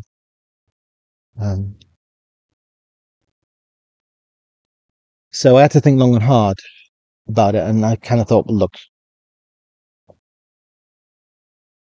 history has thrown her under the bus. The state of Israel has been built. She's been thrown under the bus. All the victims have been thrown under the bus. It's what history does. But I kind of said to myself, you know what, just because it happened historically quite often, it doesn't mean I should stand for it happening today to the victims of October the 7th. Just because history has thrown them under the bus, it doesn't mean I should stand for those Israeli women being thrown under the bus for the way they were raped and murdered by Hamas. And it kind of brings something more to the forefront about this, which is that where does Abby get this idea that a resistance group is entitled to rape, or a resistance group can be excused for rape? Now, I mean, you could say I've done the same thing about what the soldiers at Tantora did. The situation enabled them to be what they were and to do what they did. Now, can you say the same thing about the Hamas terrorists? Well, I think that breaks down very, very quickly, because it was several months into the civil war when Tantora happened. It took a while for the troops to get used to this as being the new normal. For sympathy for the enemy to diminish and diminish and diminish until it was just deemed acceptable to do this to the Arab people. But, Hamas just immediately moved to the footing of just, we're going to massacre thousands in one day. We're going to rape whoever we want in one day. It was a far worse frenzy. It was a sicker frenzy. It was kind of evidence of, that a bit of a, that was a little bit of a nasty military culture in those days in the Jewish military. Hamas was that on a horrific scale, a bigger horrific scale. They came from a society that had rationalized and justified this for years and indoctrinated kids with this ideology for years. It was far more satanic. It was far less redeemable. They didn't, it's like, this wasn't just a bad apple. This was like, there was not a single good apple among Hamas on that day. So it was worse. Then, of course, there's the question of Abby kind of saying that, taking this attitude of, resistance is justified. Like, even if I entertain the idea that, any kind of Palestinian resistance group, if they're fighting a bigger power like Israel for what they believe is their cause and their rights, I can understand the argument for saying, they've got to take up arms and fight. You've got to fight them militarily. They're a bigger military than you, and you have to be. They're going to annihilate you, so you've got to be prepared to kill them to a degree. And that oppression isn't going to end itself unless you fight it. I understand that argument. What I cannot wrap my head around, and what I think worse, I think this sets a disturbing, sickening precedent, is when people start saying that rape is within that kind of, within the boundaries of justified resistance. It's like, there is nothing is remedied by rape. Nothing. That Arab girl who was raped in Tantora, is her injustice remedied by a bunch of Hamas rapists going and raping a bunch of Israeli women 75 years later? Or is it just, Hamas does the same thing and gets the same sick pleasure out of female victims' expense 75 years later? How does that remedy anything? It's just propagating the misogyny. It's just, it's one misogyny versus another. How does that correct anything? And the second, like I said, the sickening thing is it's setting a twisted precedent where you're saying suddenly, these people don't just have the right to resist, that Hamas not only have the right to armed resistance, they have the right to rape victims as well. They have the right to mutilate and murder women. It is the sickest thing I've ever heard from the left in my life. And I thought Abby Martin was the last person who would. I thought, like I said, as a feminist, as an angry feminist, I watched her in the past, I thought I had an image in my head of what Abby Martin was like and what her red lines were, what outraged her. And so I thought it'd just be instinctive in her to be outraged at what Hamas did. And the fact that, I thought, it's like, that's the Abby I thought I knew. And she wasn't the Abby I thought I knew. And I saw that blatantly in that video. She was just absolutely callous, no concern whatsoever for the Jewish victims, no willingness to condemn the Israeli victims, no willingness to condemn what was done to them. It was sick. It was just, there was something demonic about it. I'm not going to sit here and say, yes, Hamas is a terrorist organization and they need to be eradicated. Of course, that's not true. And I think that we can both agree. What do you mean that's not true? It's an impossible task. It's not true that something needs to be done about Hamas. You're not actually serious right now. Nothing needs to be done about Hamas? Hold on just a second. Let's pretend that October 7th didn't happen. Let's go back 7 months. Do the people in Gaza have a good life? Do the people in Gaza have a real government? Do the people in Gaza feel safe and protected? Do the people in Gaza trust their leaders? Let me ask you this. Does something need to be done about the politics and leadership in the United States of America? Does something need to be done about the politics and leadership in Russia, in China, in Israel, in Iran, in North and South Korea? Yes, yes, yes, yes, and yes. And yet, after seeing all of the shocking levels of terrorism and barbarism that Hamas thrives off of, some of us, like you, Abby, are here today saying nothing needs to be done about them. If there is any one society, region, or area in the world right now that needs immediate change, it is Hamas inside of the Gaza Strip. Period. And several days ago, Hamas fired rockets from Rafah directly at the Kerem Shalom crossing, which is the exact entry point of the humanitarian aid that is coming in to help these innocent civilians inside of Gaza. This rocket attack directly from Hamas damaged shelters of humanitarian aid zones where Palestinians were living, and they also killed 3 IDF soldiers doing so. And they, of course, destroyed this entry point for all of the aid that you and everyone else keeps talking about. So those Palestinians inside of the Gaza Strip who suffered because of the rockets that Hamas fired at their own homes, causing violence and destruction, those are the ones that have those Palestinians' lives' best interest in mind. Those are the people that are protecting the Gazans. Shows what an idiot I was for ever taking her seriously as a source. And then it got worse.